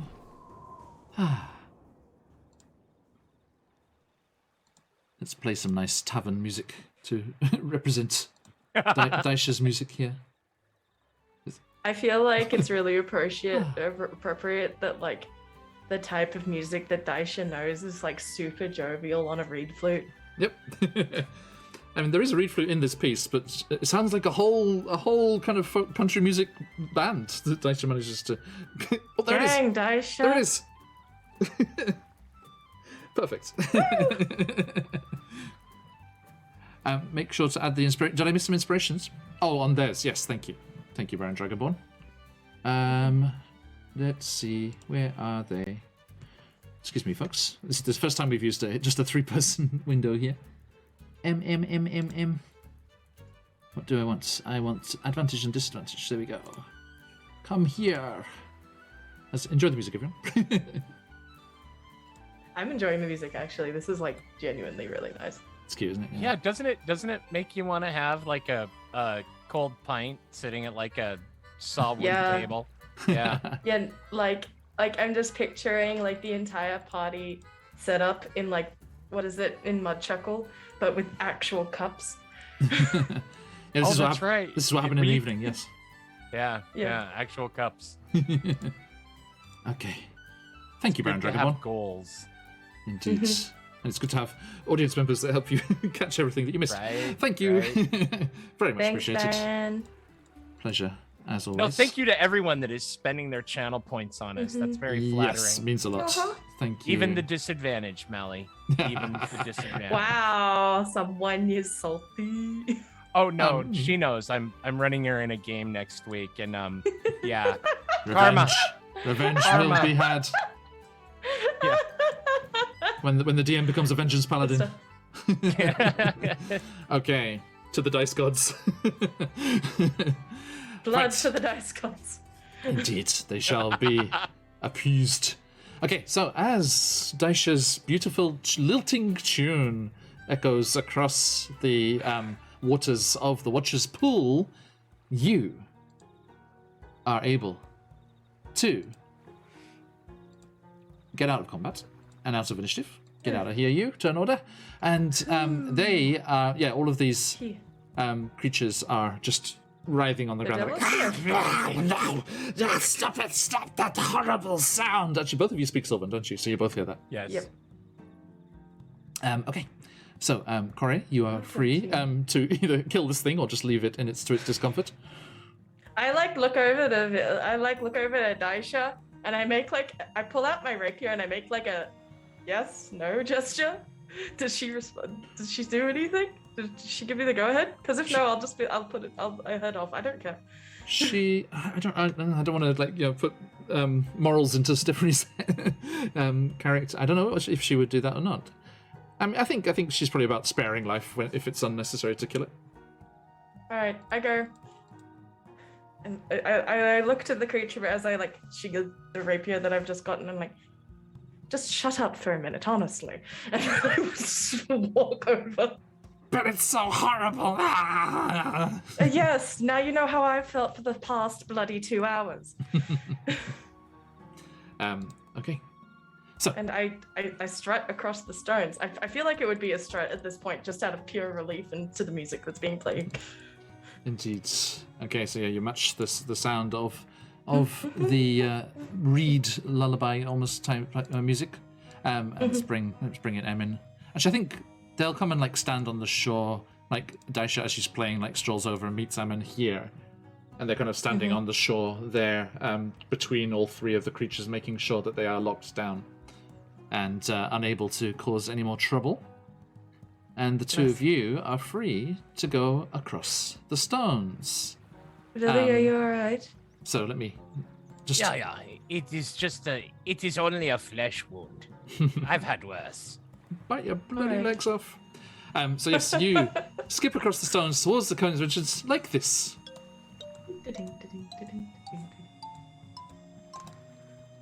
There you are, you made it. You say as we're like, And yes. then the Corey, stones, and then make Corey noise. runs after. I really wish I could hear it. I'm sorry, I don't. Me too. Must be somewhere. This is like, Oh, Cheers, peace. I just turned the channel on so I could hear the sound. Like that, it's perfect. Right? And it's Yeah. Dan, did you make the stones the same colors like on purpose, like after you found this online one, or are these like the colors they always are on xylophones? I don't know. Anyway, because it's the same coloring. Okay, so yes, you skip across the stones there, and Willie, and please jump on over there as well, Corey. okay, 1 second. I'm only working with one screen right now, as Oh, no opposed to usual two Shall I- screens, and shall I everything is take just over? like, where do I- Yes, please. No problemo. Now, you come to the end of the stones there, and you see the cave entrance in front of you, still quite dark inside. And you do realize you are going to have to wade into the water. But it is very shallow, the lake here. I turn to my hair. It's like Don't. it flowers in like lilies, like water lilies. It is prepared. I just said don't. And I just like, could we maintain like a shortage so it's not just all in my bloody face? Yeah, they are quite heavy. It's like, ugh. It is. It's like Hobson. Nice done, Really, yeah. can you swim, or is it wadeable? Yeah, or you is can it you can swim? wade. It's fine. Yeah, it's fine. Oh, thank goodness. Not so deep.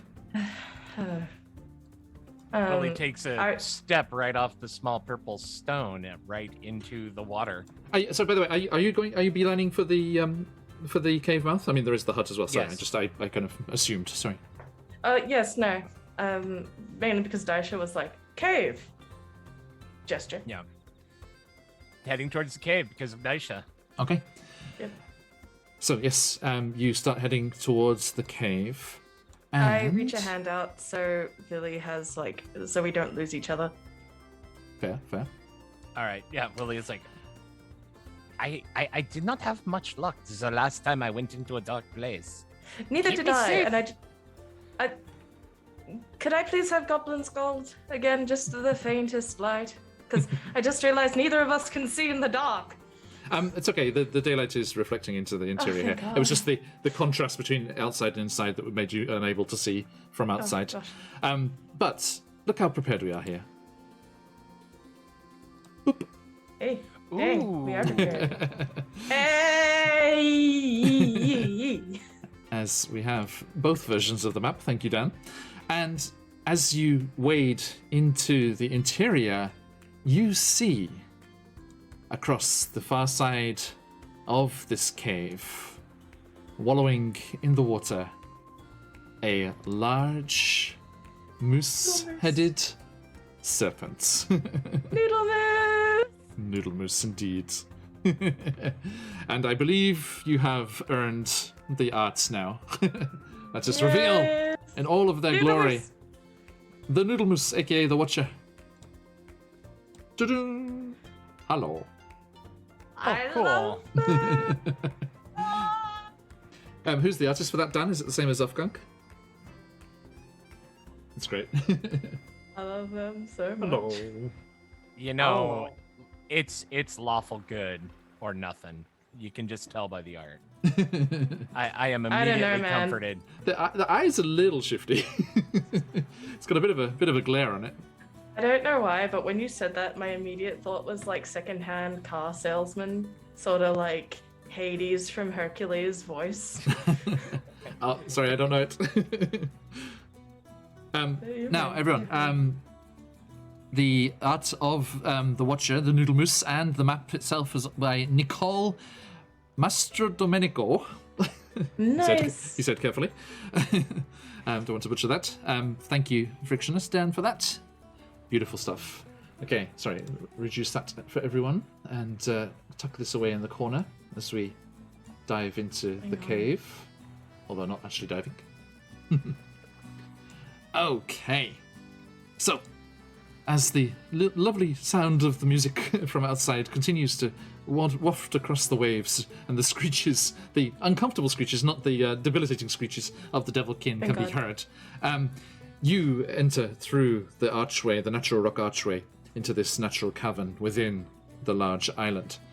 Light from the outside reflects off the water, dancing across the ceiling of this small cavern. At the back of the cave, an antlered serpent rises from the water and peers in your direction with a hopeful look in its eye. And it seems happy and relieved that the music, the discordant music and the screeching has ceased. And as you make your way through into the space, it rises up to its full noodle moose glory and addresses you both. Oh, now I'm worried. Like, what kind of voice do I do? I don't know that voice. Can you give me an example? What does it sound like? I don't know. My brain was like Danny DeVito, but that's not quite right. For a noodle moose? What does a noodle moose sound It's like? probably deep and sonorous.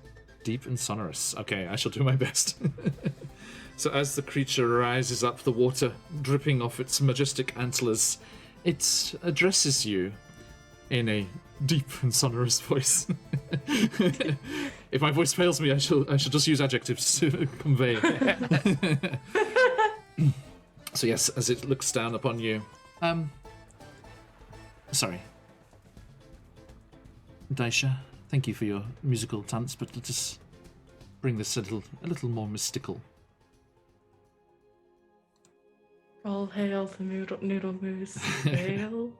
And it's Hail. a smile, like the hint of a smile starts to come across its elongated snoot, and it looks down on the both of you. Cerastus the Watcher, as some call me.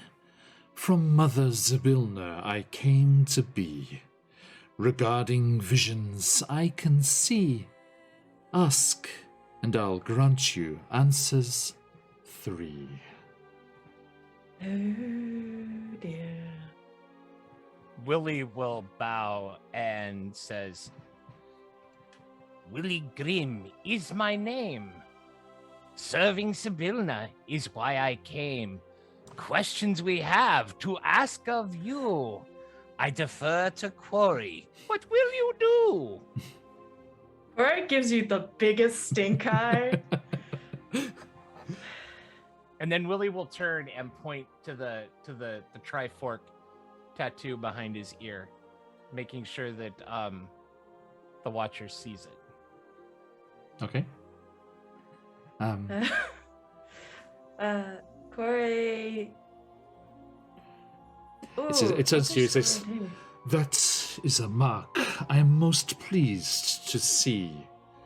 But I ask again, what will your questions be?" You guys have completely thrown me off. Give us one moment while we confer, for I must speak with her.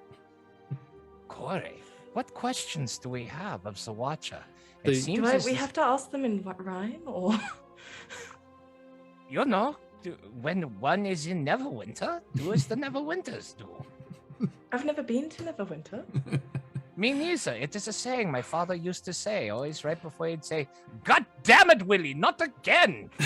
Cerastus seems to be just loving the silence as the Devilkin have stopped and just kind of settles down in the water and just coils around and rests their moose chin on the coils and closes their eyes peacefully. So well, we know the location of Zybilna. We do not know the location of Zybilna. We do not know how to free Zybilna. So questions along those lines would probably be very useful. We are also seeking a key, if you recall. Though I'm not too sure. Yeah. Which is half the reason we went in this direction in the first place. I think we should ask our questions in order of magnitude. Firstly, we need to free Sir Talavar. That, I would say, is low priority. For the time being, he is safe with grandmother. The 30 days, whatever that means. Yeah. Secondly, we need to find out how to get out of the mists. So that we might... Agree. Yeah, that is pressing. The time limit is on that. Then we must figure out where Sibylna is and what we must do to rescue her. Although I am intuiting, I think it is involving getting rid of the hags. I would assume something along that lines. There's also things to do with this coven of theirs. Also, I am wondering if it is 3 questions each or 3 questions total. If you ask that question, you may lose us one. I know, that is why I am asking you, Liebchen. Well, my only assumption is that there are no assumptions. We go with the original 3. It's much Indeed. easier. And So, if he in that implies case- we have more, then we will have more. I agree with that. So, I suppose the best questions to ask would be, how do we traverse the mists? Yeah. Where's the key to Sir Talavar's cage? Yeah. And how do we free Sibylna? Yeah. I am thinking, knowing how to traverse the mist is probably the most important question. For here we are in Hither, we have still to go to Tither, and we must And get Yon. to Yon. Yeah. Willie will turn to the Watcher and take a deep breath and look at Kore. Is that the question we're asking? That first question? All right. Almighty Watcher, our question is this. How do we traverse the mists? The Noodle Moose. Sorry, I refuse to use his real name now. Sorry, it's No, just, it's it's a perfect. noodle moose. It is a Noodle Moose. No, I'll use their type. Their creature type is Noodle Moose. The name of the creature is let me get the name proper. Hang on. What's it? Hang on. Where's it gone? Disappeared.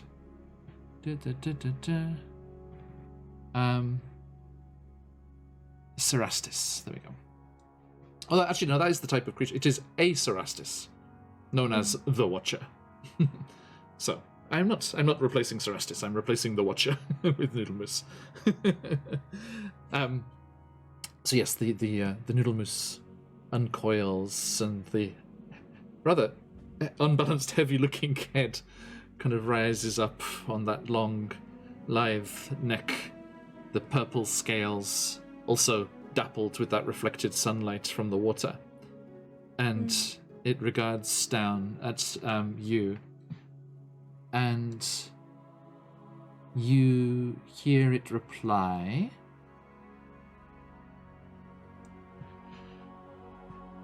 And I'll send these to you later. Don't worry about writing them down. Thanks. A straw-filled man in downfall's midst can lead you thither through the mist.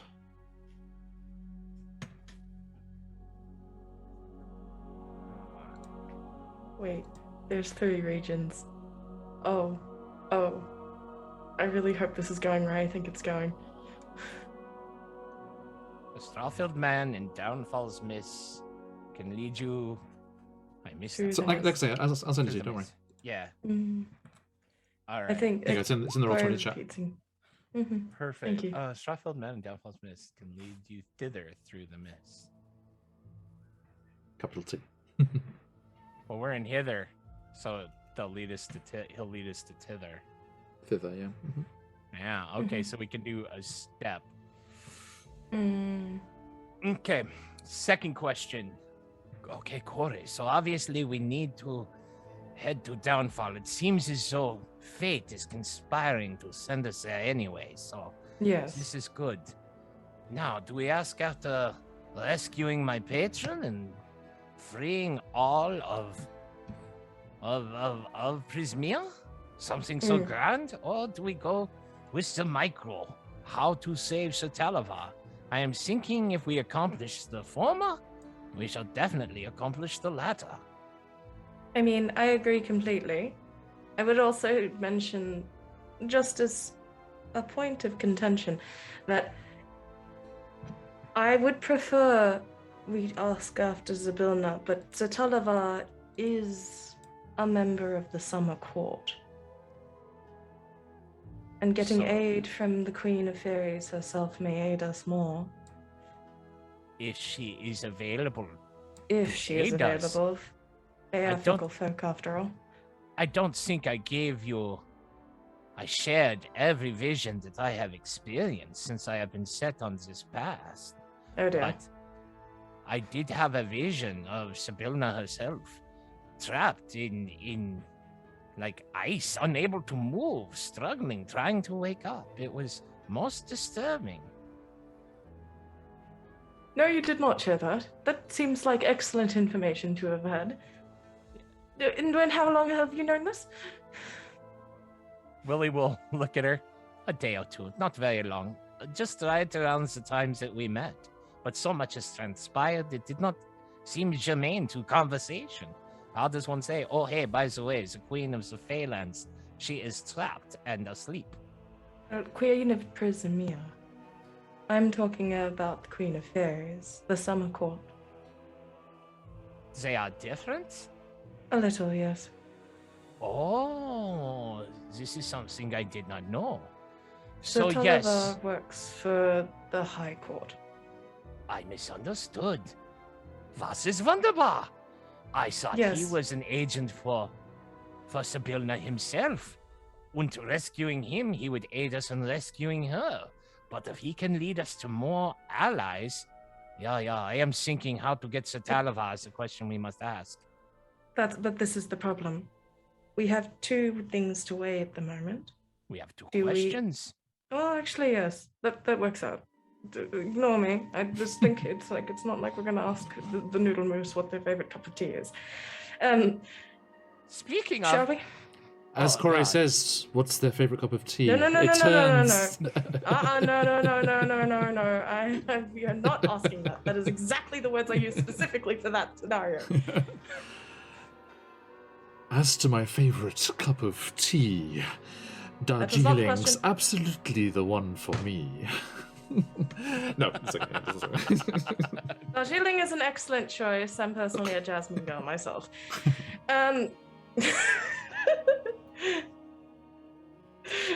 Corey's way too used to being screwed over by Faye.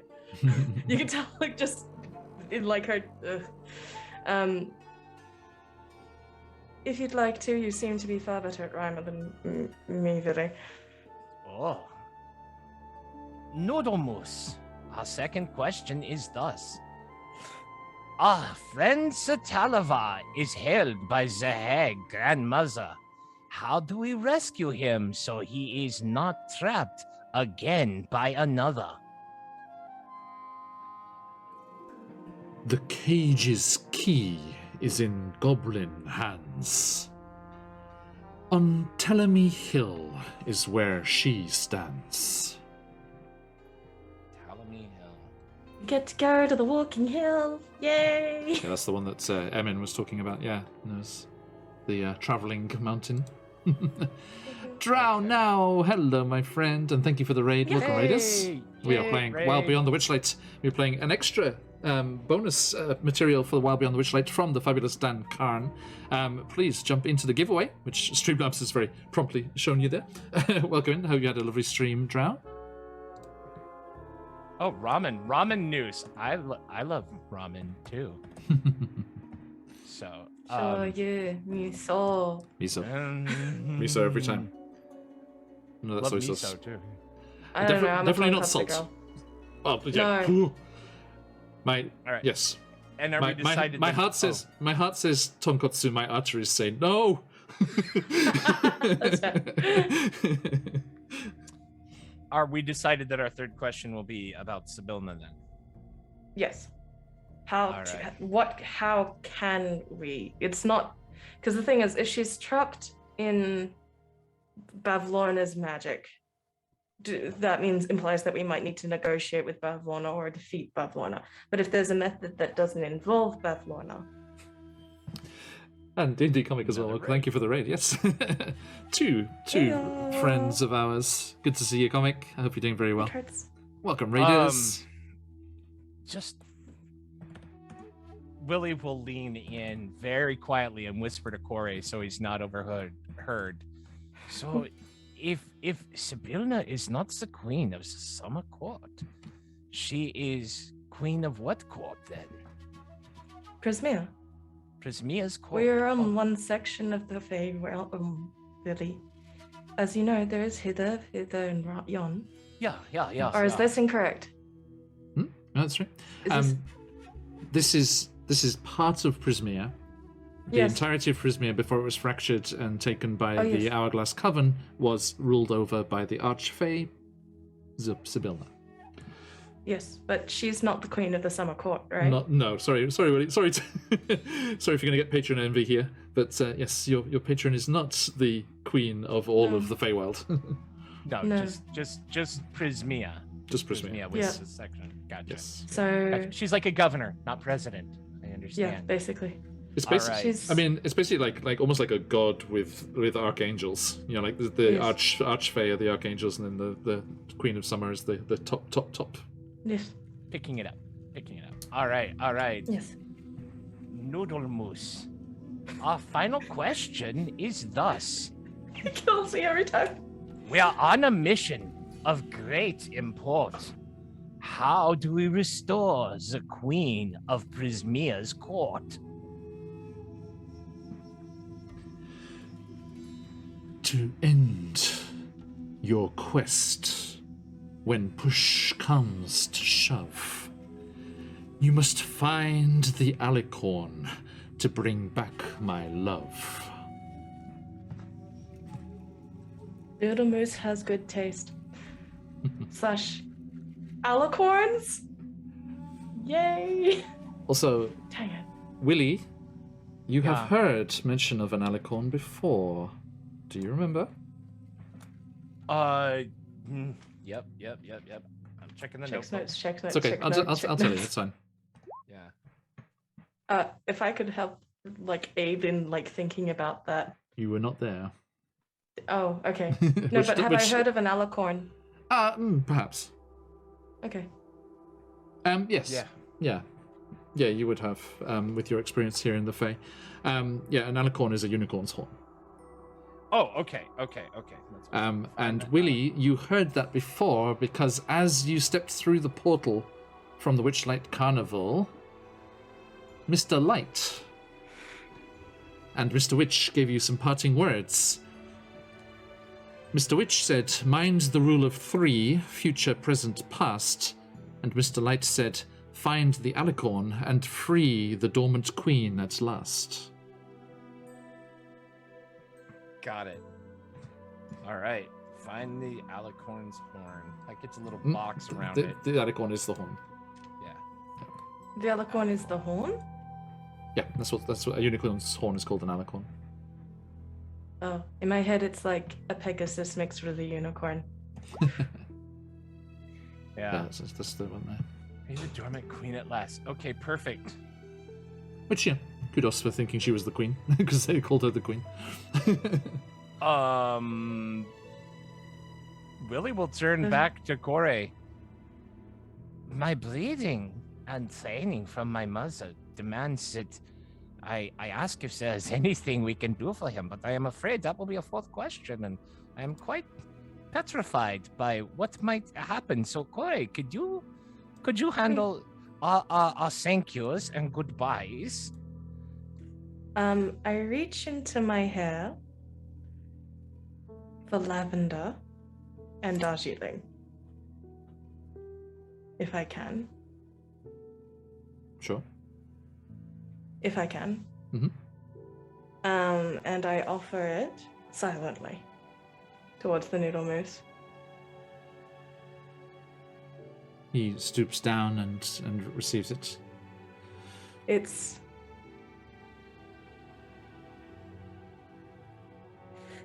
Corey, not good at rhymes because Scarlet on the spot is usually decent at rhymes, but apparently is completely 404 erroring right now. Is the best for rest.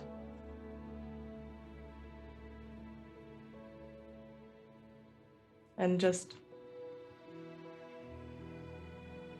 leaves with a bow and slash turns to Philly. Do we have to now dispose of the devilkin outside still that aren't making a bloody racket, but will be very soon?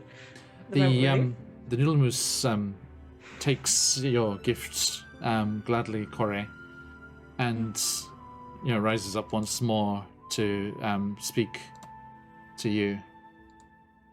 Yes. I thank the kindness you have shown, but please don't leave me all alone. If one of you would stay with me, we could be friends eternally.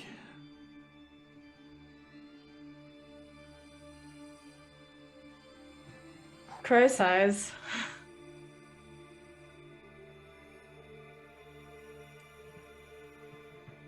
And turns to Billy.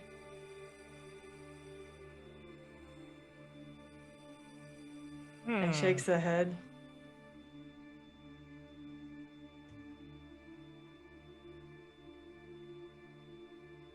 What do you want to do, Corey? I'm afraid, and she holds her hair a little bit. My time is not mine. What are you talking about, Corey? Well, even if I were to stay, it wouldn't be forever. I can't guarantee that. Never. We, none of us are guaranteed any time. Life is uncertain. She But looks at you so very mournfully. Oh. Corey, are you saying you're going to stay here with this strange creature? Oh. I'm saying I wouldn't be allowed to anyway. Oh. So you are on borrowed time, so you need to volunteer. I mean, we can just say no, can we not? I said, I would like to be having this conversation slowly backing out of the cave. Yeah, just right. like backwards, just like distractedly, like, but talking. wait, what are you saying to me? Which one of us is going to stay? Run! And as you say that, you hear the creature. I'm sorry our minds don't align, but one of you shall remain mine. And I would like... This was a great campaign. Wow, made it to It was second nice level. knowing you, dude. Willie, Yeah, right? Mm-hmm. please make me a wisdom saving throw. Yep. Here we go. All right, got a 19 wisdom. Watch what I roll. You have inspiration. Oh, nat 20. I don't think so. No. 999 noodle moose. 9. 26. Okay. And with a natural 20, yes, your steel trap mind fends off the charming gaze of the noodle moose. And it starts to weave and make its way through the water towards you both. Corey's gonna, if there's time, if we're starting to run away, she's gonna shout at Daisha to stop playing music. Okay, and as you're running out there, so you're running out towards, just quickly trying to, slightly encumbered through with the water, you're like splashing, trying to wade through the water here, and the noodle moose is coming behind you. He's like, no, I insist. One of you must stay. Do not be such fickle fae. And it's just coming Not charging fae, conveniently. towards you. And To the as water, I you- will run. Our conversation now is done. So you rush back out onto the stone steps, Daisha, please stop playing. and Daisha kind of looks over. What happened? And as she says it, she stops playing, and there is a yes! Now the infernal song has finished. La la la la la la. And the Devilkin starts singing once more, and as they do, the Noodle Moose like writhes and splashes around. No, it has started again. When, oh when will this ever end?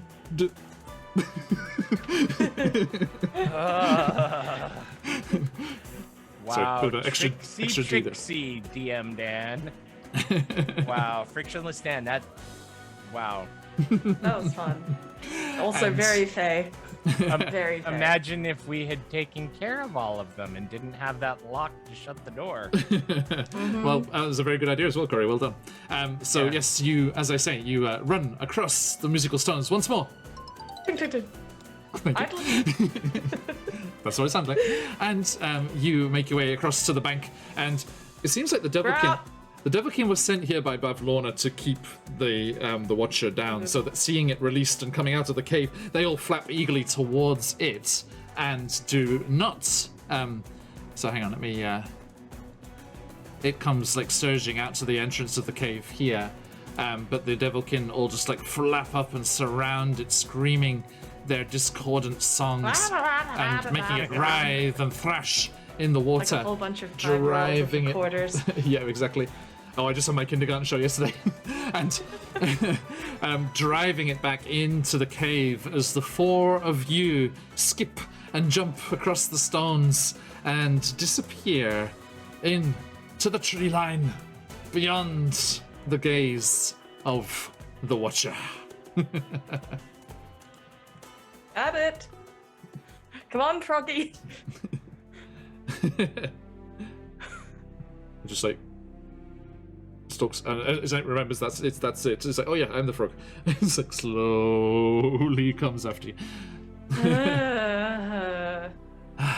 And as you squelch and skip through the mud, and manage to wade your way back into the forest, the sounds of the wildlife, the birds and the insects buzz and chirrup around you once more, and the smells of the damp, muddy ground made that little bit more bearable by all of the wonderful flowers and scents that also surround you.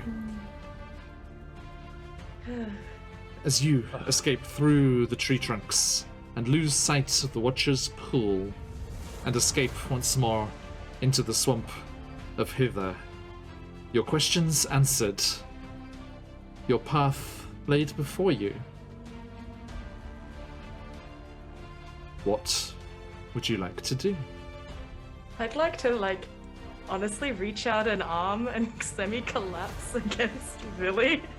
Just like, Lily will lean over, hands on knees, while Corey is leaning against him, and he'll just be, "Ach, mein Leben, this place is bonkers." It's And, the like- Feywild, darling. What did you think was going to happen? Emin just like comes like buzzing through. He's like buzzing through the trees with his wings. He's like, "Hey, what did you do? I thought the Watcher was afraid." I can't do it. Try to- Hey, yo, Mac! Hey, I'm flying know- here. You know what Emin would say? "Oh, he turned out to be an enemy? I'm not surprised." I'm Is he- surprised! Is he a Kiwi now? What? Okay, yes, none of us can do a New York accent. we need Samantha in here from Out of the Abyss. Get the local girl in here. Chase is also in New York, but does not do the accent. too chill. Okay, Too chill. so but anyway, yes. So what happened? Noodle Moose was not. Bye, Thamia. I was about to say a bowl of tea, but that doesn't. I suppose that still works.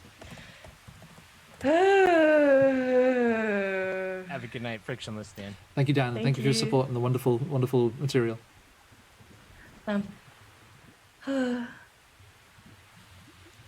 Right, those. I think that Corey kind of reiterates, basically in dot point form, what happened in the cave. The key is on the hill that walks. We need to find a straw man, and whether or not it's the straw man's argument is debatable. And what was the last one? We need to find the alicorn. By the way, let me also put this on the map now because I think it's now clear where it is. Downfall is over there. Oh. Top left of hither. It does mean that we'll need to go past the Brigand's Tollway, though, and there are some very angry bunnies.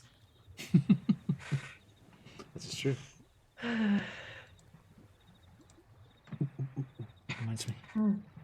I am thinking if we try to obtain the key, Do returning you know where to... Tillamy Hill is? It's what? It changes day. But Tillamy Hill moves, dear. Have you seen it? It was the big hill that you pointed out. What has the footses? Yes, it does, except it's not in the same place twice, ever. Oh, so it is visible, or does it come and go? Like It the chooses. village of Brigadoon. Well, if it can't escape the mists, I can only assume that it pops in and out. So you're saying, knowing where it is now, we should go to it with some sort of alacrity? If we know where it is. It has rather large feet, and I don't know if I can outrun a mountain. However, downfall is always going to be where it is. Yes, which from here would be left. Or right, if we're heading down from Watchers. So this modifies our approach. Knowing where downfall is, we are assured of going there, finding it, and conducting our business and completing it probably within the time frame. We are going to need the straw man to get through the mists, to deliver the letter. However, it is important to note that we do not know where Evermeet is. Or do we? Do we know where Evermeet is? You are aware of it. It's it's like pretty much the biggest city in the Feywild. Oh dear. And it is one that sometimes takes a quick, brief skip to the material plane. It was originally an Eladrin city on the material plane until it was Yes. brought to the Feywild to escape some rather nasty business up there. So do we know where Evermeet is in accordance to where we are now, roughly? That's a difficult question in the Feywild. I know. If you were to perhaps rescue Sir Tolliver, he might know. He's the most recently well-travelled. Of course. Alright, well, we can't rescue Sir Tulliver. Well, we can't provide the letter until we get the key to rescue Sir Tulliver from the not hag that is totally not there. So I suppose downfall that is. No? Unless Tillamy Hill's like very close by. Because in order to get the key, we need to get to Tillamy Hill. We saw it on Not our way from from the them. slanty tower to Mudchunk. Yes. We And did, but it was on its moving. Whilst it does move, it is ponderous. Oh. So it probably won't okay. have got far and cannot leave hither, so... Okay. So, Yeah. so I am thinking we try to find the key, and then once we obtain the key, we will be better able to determine what our next course of action should be. But That if we seems let, right. yes, if we let too much time go, who knows where the hill might head, extending our search time. So I am thinking we head to Tellamy Hill. Alright, that seems perfectly reasonable to me.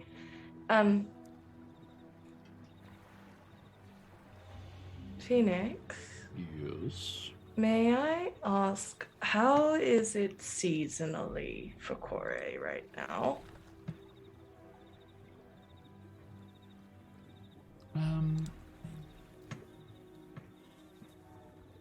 Sorry, what do you mean?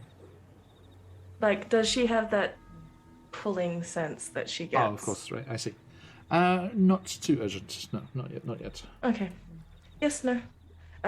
Like I think you see her kind of look at her hair and give it a pat and a ponder, and goes, "Yes, okay. Shall we?" Absolutely, absolutely. So Daisha you and Emin are so quiet. I think Interesting. they're having a silent. I think M's just challenged Isa to a silence contest. you look over and like Daisha seems to have collected flowers from the various surrounding trees and bushes, and she seems to be like designing centerpieces. Yes. I don't know why. Yeah. No, that sounds about right. Wait, are they Peak making the concentration. goo eyes at each other? All right, yeah. So It wouldn't Well- be up to us to judge. yeah, I would say we start marching towards the last known location of Telemy Hill. How much time do we feel we have until nightfall?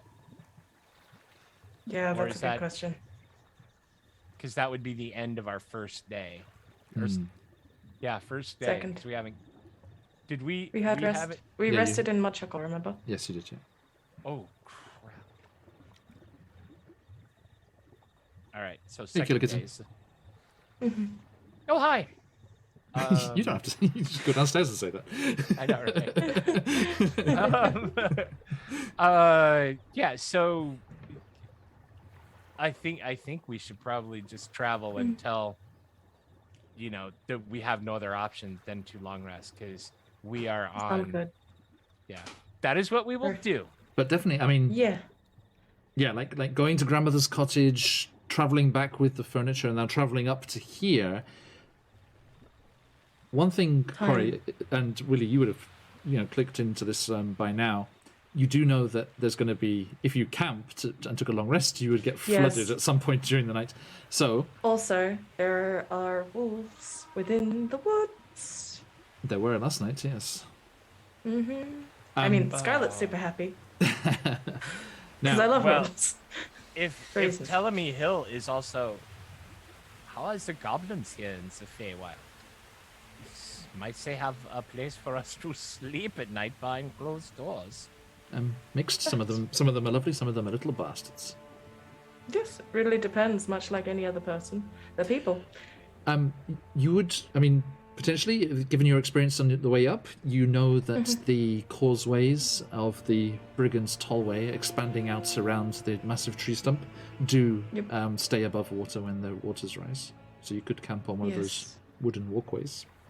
We'd have to try to be a little bit more subtle because, as you remember, there are dastardly little wabbits, according to our good friend. Yeah, but you dealt with them quite directly last time. I was mad. It helps. But- Understood.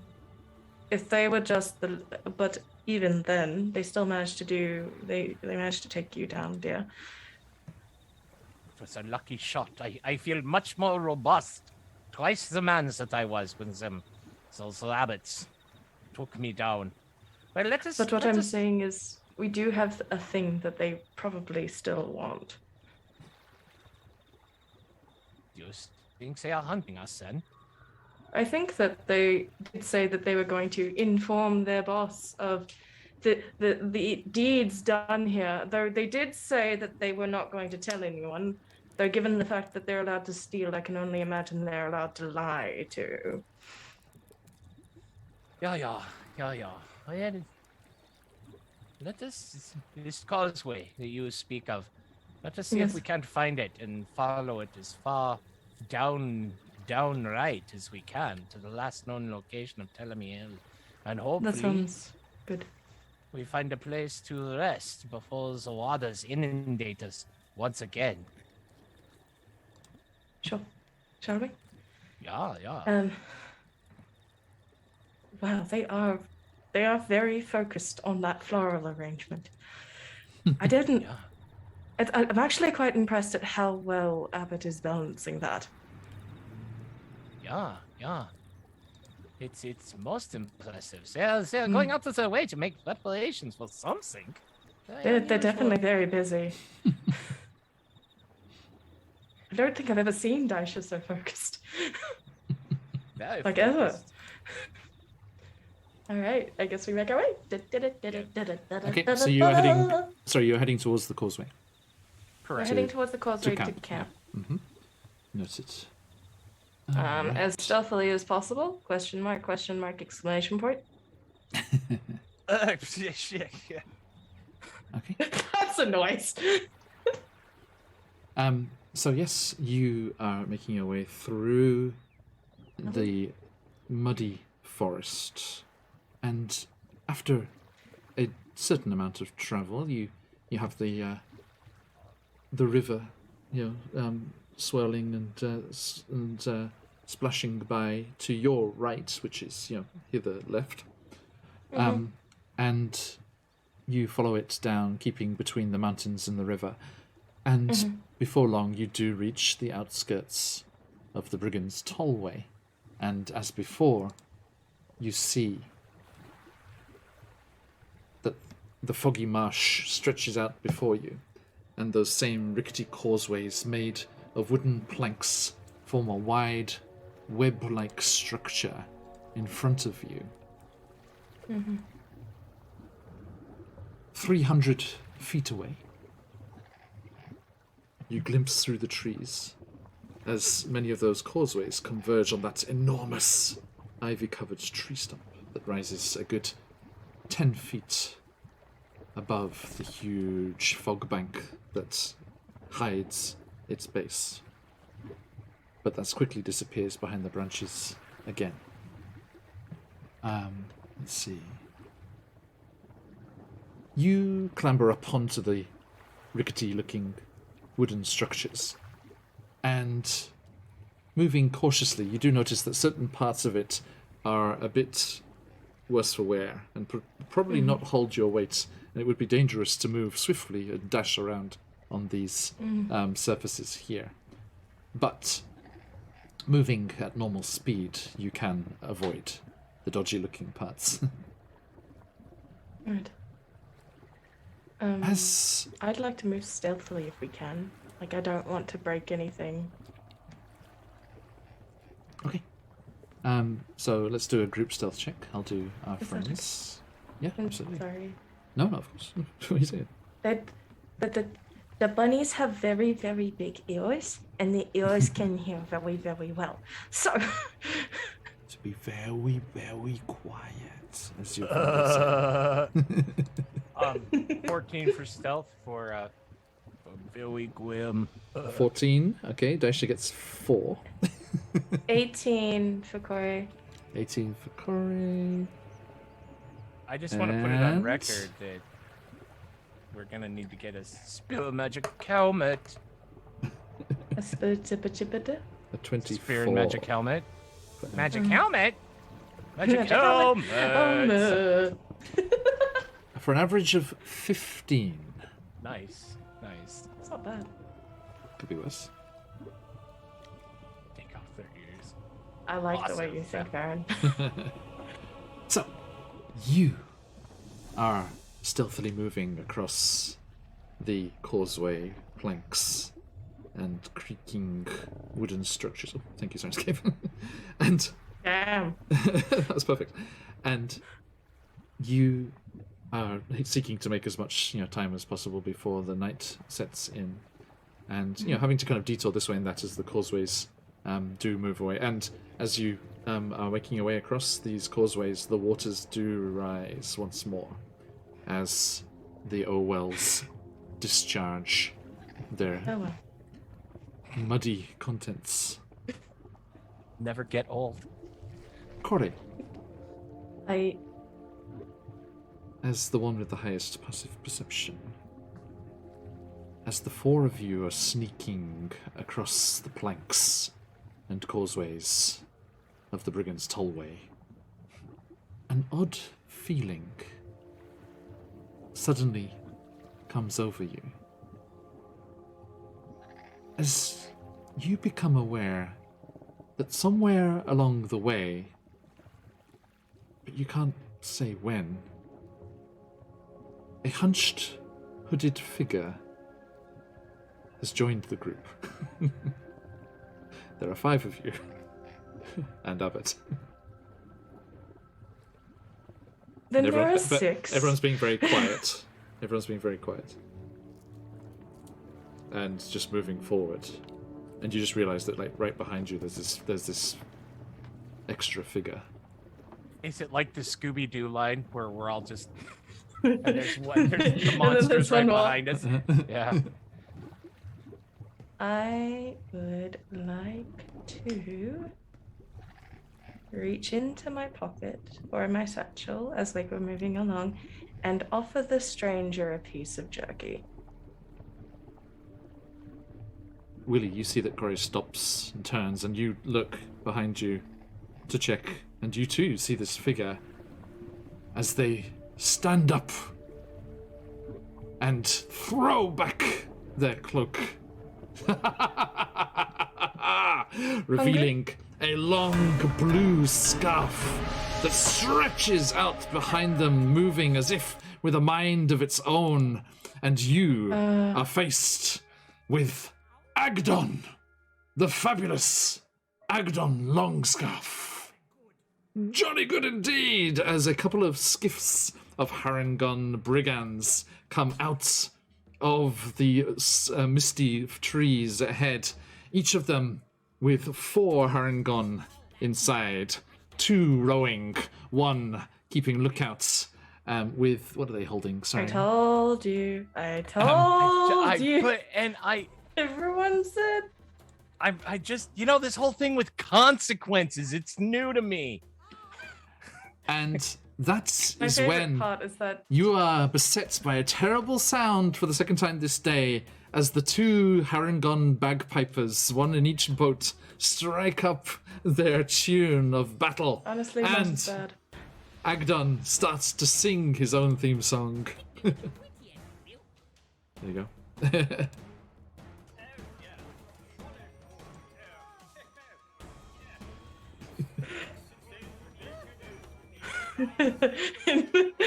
Before Corey goes Abbott, murder Abbott. over.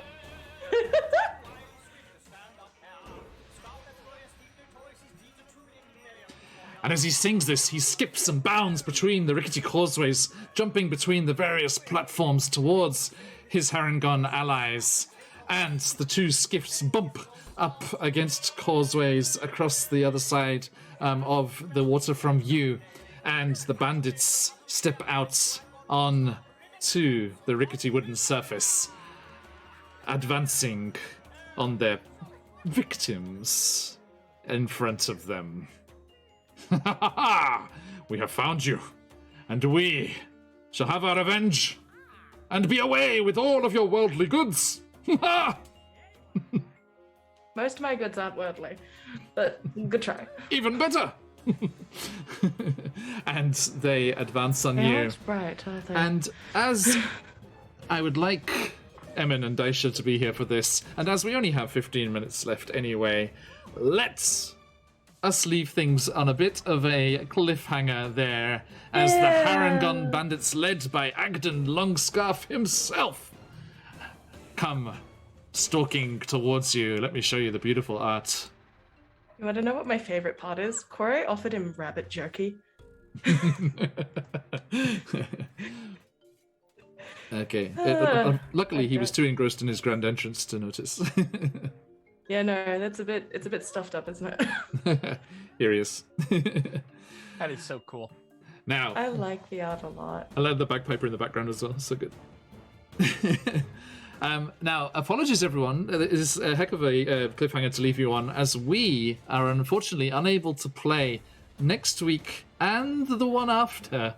So, we will be coming back to join you. Sorry, it is the end of the school year here, and there are certain matrimonial ceremonies to attend to with our lovely players.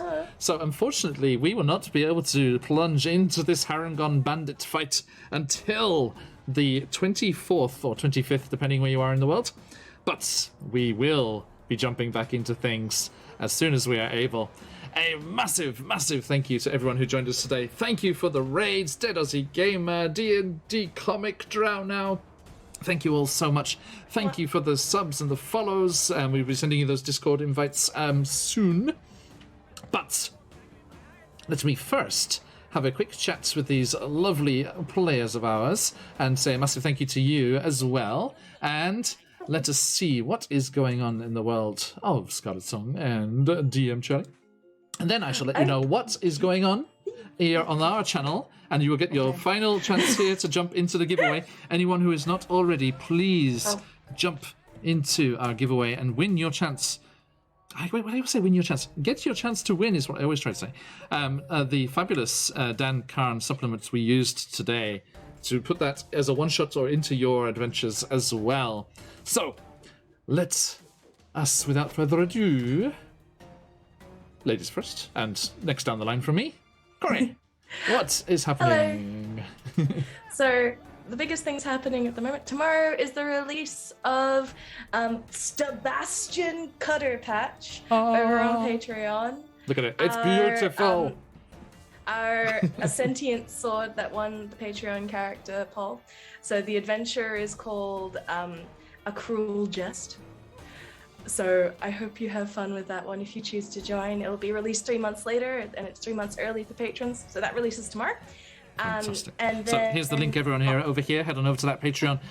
Jump on in there, and you can get yourself fantastic adventures, beautiful art, and now with maps as well. I'm not gonna lie, the maps have been fun. Oh, I feel so Good, mean. good. I was just cackling to myself for like a solid hour making the maps for a couple of the dungeons. Anyway, on the other note, on Sunday, the College of Inspiration is back with the next episode of Arc Point, which we ended on a cliffhanger, which is going straight into combat as well as we destroy the face of an absolute frustrating fire genasi. I mean, maybe. I very much want to punch him. But hopefully you go check that out on Sunday from 1 p.m. Australian Eastern Daylight Savings Time. Fabulous. Okay, Baron Dragonborn is looking forward to it.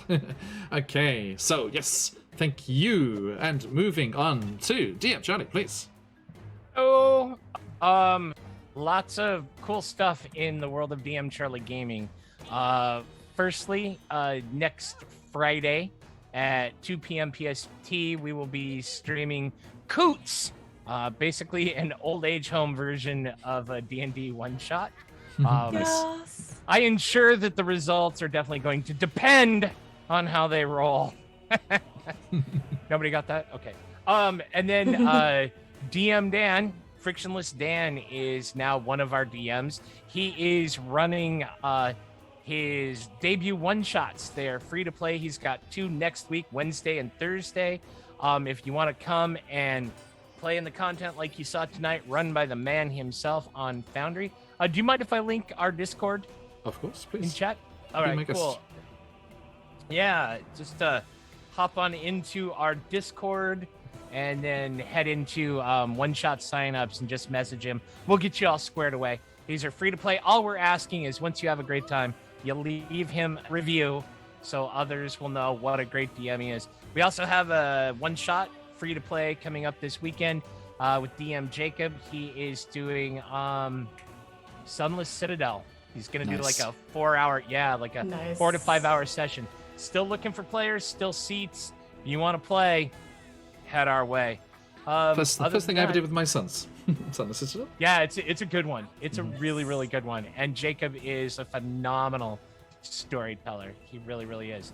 So that's about it. Other than that, I've started doing chillin' builds. Baron Dragonborn came in and said hi, and they're rather cool. They're rather cool. Speaking of, I was gonna ask, how was Bookworm, as I cede the floor over to you, Phoenix? Thank you. It was a lot of fun. Yes, we have started a new type of stream because I wanted the opportunity to chat with people that were hanging out on the stream and have more of an opportunity to chat back and forth, and also schedule myself a regular time to actually read these wonderful books that we have and all of the wonderful inspirational things that are lying within those pages. So we began working through the Van Richten's Guides to Ravenloft to help out with my homebrew Ravenloft campaign.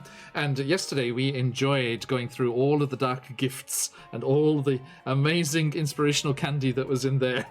So much amazing stuff. Even if you're not playing in Ravenloft, there's so much cool stuff. And everyone had a good time. It was very nice to hang out with everyone there. I do not know where it's going to fall regularly, because yesterday it replaced Out of the Abyss. But once we find a slot for that, that will be something that definitely happens. Thank you, Daisy. It was good to have you there. It's something that is going to happen on a regular. These bloody herringons. Shut up. It's going to happen in the regular instance. Hang on, where are they? I can turn them off. Shush. There you go. I'll just leave the sword swooshes and things going on, and the quote unquote fairy fighting music. Right, it's a really good bouquet. Only time will tell. Yes, so good, so good.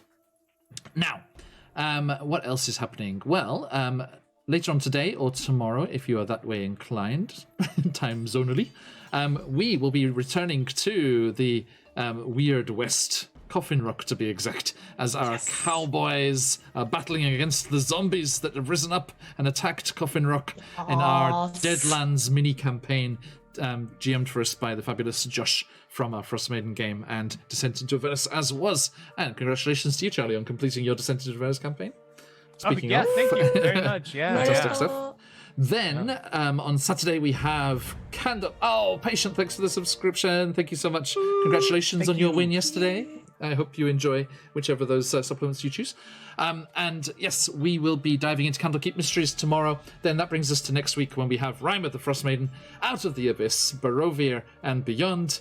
And then, unfortunately, skipping Wild Beyond the Witchlight. But we will be back in Tricenta for Tricenta's Tyranny as they delve into the dusty depths of the old Thieves Guild headquarters in the ghost town of Heptios. Now, do join us for that if you are able. And we shall see you all again very, very soon. But that is all she wrote. So let us close up these entries. Da-dum. Okay, good luck, everyone. Tonight's copy of Dan Karn's Watcher's Pool is going to Drow Now! Hey, Fantastic. Drow Now! Congratulations, Okay, I know that will go to good use, definitely. Okay, Drow, I'll give you a shout on Discord with the link for that, and you can enjoy the fabulous DM Dan stuff in your games too. Congratulations. Right, okay, everybody. That is all for today. Thank you so much for hanging out with us and enjoying our adventures. It's been a pleasure to have all of you here. But that is all. Now, let's head on raiding. Who is on at the moment? Who we got? Critical Role, Matt Colville, they don't need it.